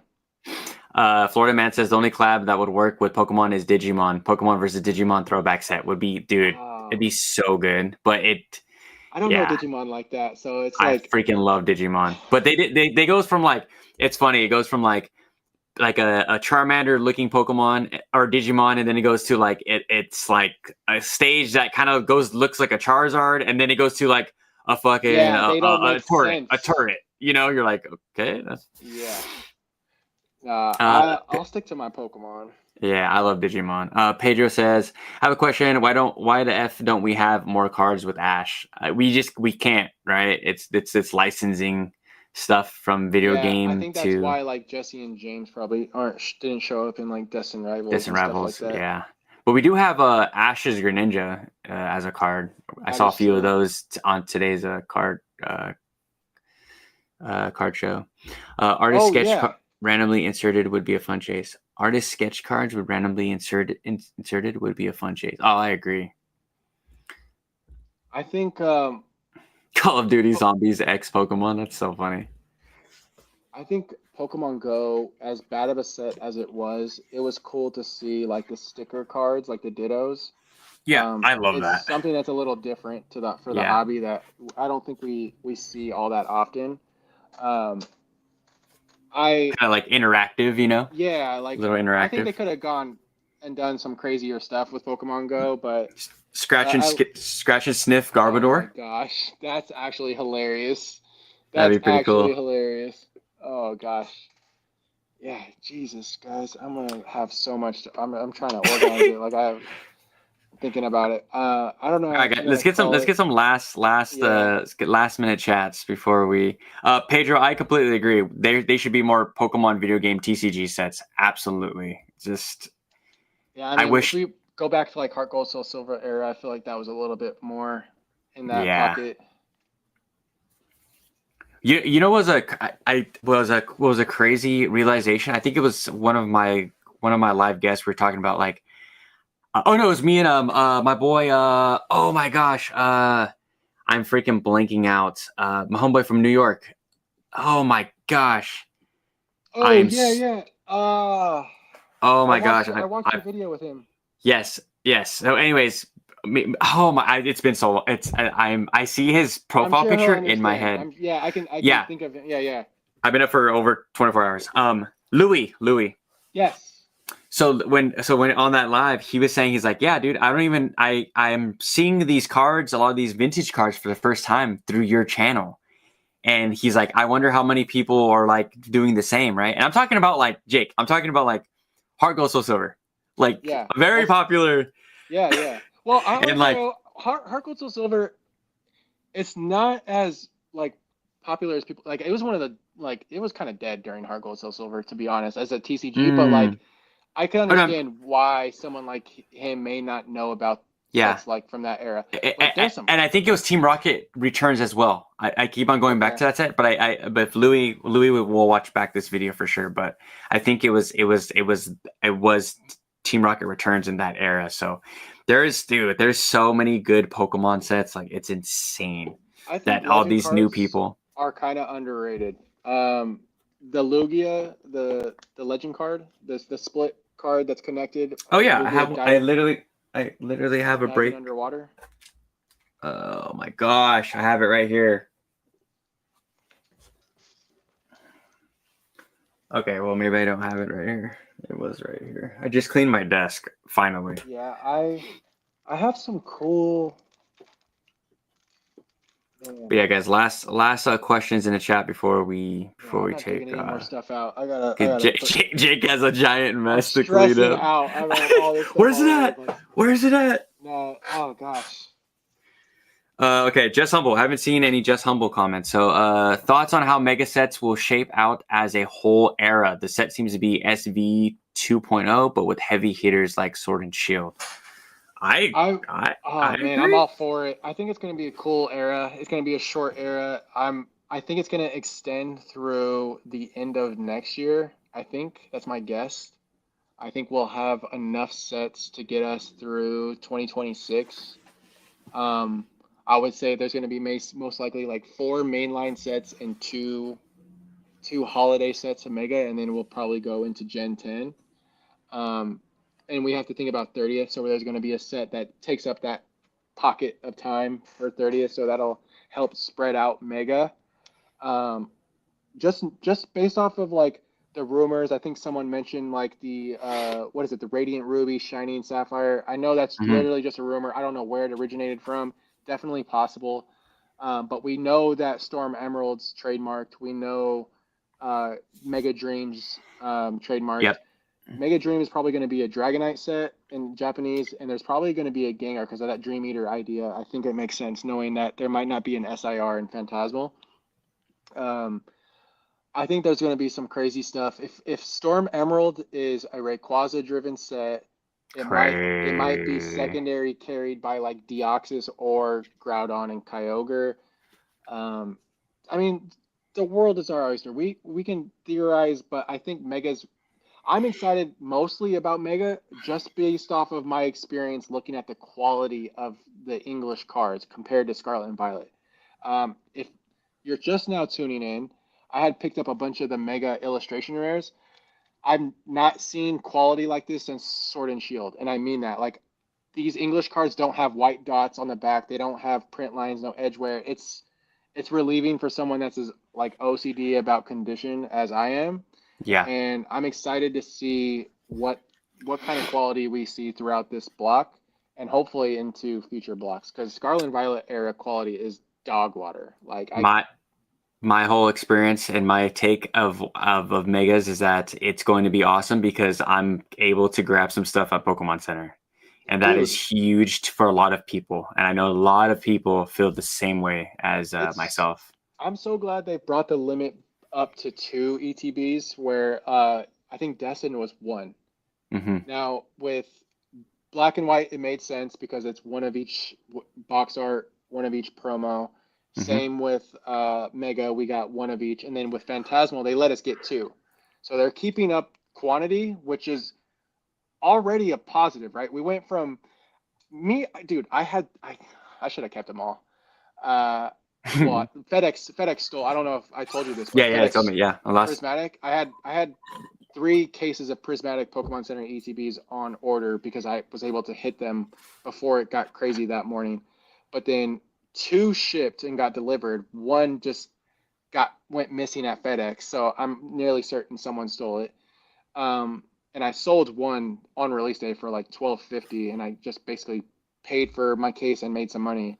But I miss the days of being able to get cases of Pokemon Center ETBs because I wasn't even keeping the whole case. I would only order cases because I was picky about the condition of my sealed ETBs, to the point where if I ordered 4, I knew it was going to come in a sealed case. They're all sandwiched together. They're firm. They're not going to be rattled around because Pokemon Center is terrible. They don't have bubble wrap. Like, they just throw a piece of paper in there and call that padding. Like, what are we doing? I think this is bro, I have the box they gave me, my Pokemon Center for Mega Evolution. This is what they did, bro. What is this? This is terrible. They don't. They're just like, there's like, open it. Now you're gonna open it. You know. No, and I actually Eric's is bad. Did you see Eric's in my Discord? No, he got wrecked, dude. Yeah. I have if anyone's interested and they're local to me, I will give you a good price on my second Lucario Mega box, because that one's got like a little ding. I'm super picky, but I got another one today that's super clean because. Dude, save that. Is it a Pokemon Center exclusive? Yeah, the Lucario? Yeah. Or is that a normal one? No, it's Pokemon Center. So I just want a normal one. Yeah. By the way, Platinum Protectors, I recommend these. They're not heavy like acrylic is. And if you haven't ordered from Platinum Protectors before, Pokebeard has a 10% discount code. So I bought a ton of them. Oh shit! That's shit everywhere now, dude. These are perfect. They're just like build your own, and they're super light. If you're looking for your sealed, I don't know how many people in here collect sealed, but those are great for making sure that these don't get dings. Long story short, I had to get another Lucario box just because that one wasn't as minty, and I miss buying cases. Now it's I've been all acrylic, dude. My Destined and Evolving Skies are in acrylic. Those are the only 2 boxes I have acrylic on. It's just it gets heavy, dude. Like those bins get heavy. Like 3x as heavy, and it's like my back is gonna give out trying to lift it. Dude. All right, so what are your thoughts on the Mega Box now that you've seen it in person? Trash. All right, you're fired. Why is there no Pokemon on the front? Open it. There will be. Yeah, exactly. Got a nice little Violet Plume pencil sharpener that I like to put. Oh, that's cool. Yeah, from my childhood. The Marshadow buyout. Yeah, dude. Yeah. That card was going for $45 at the card show today, and now it's like $90. Yeah, I saw it. It's ridiculous. It's because of the Pikachu, isn't it? That's all it took. I'm gonna wait and try to find a copy in person and get a better price.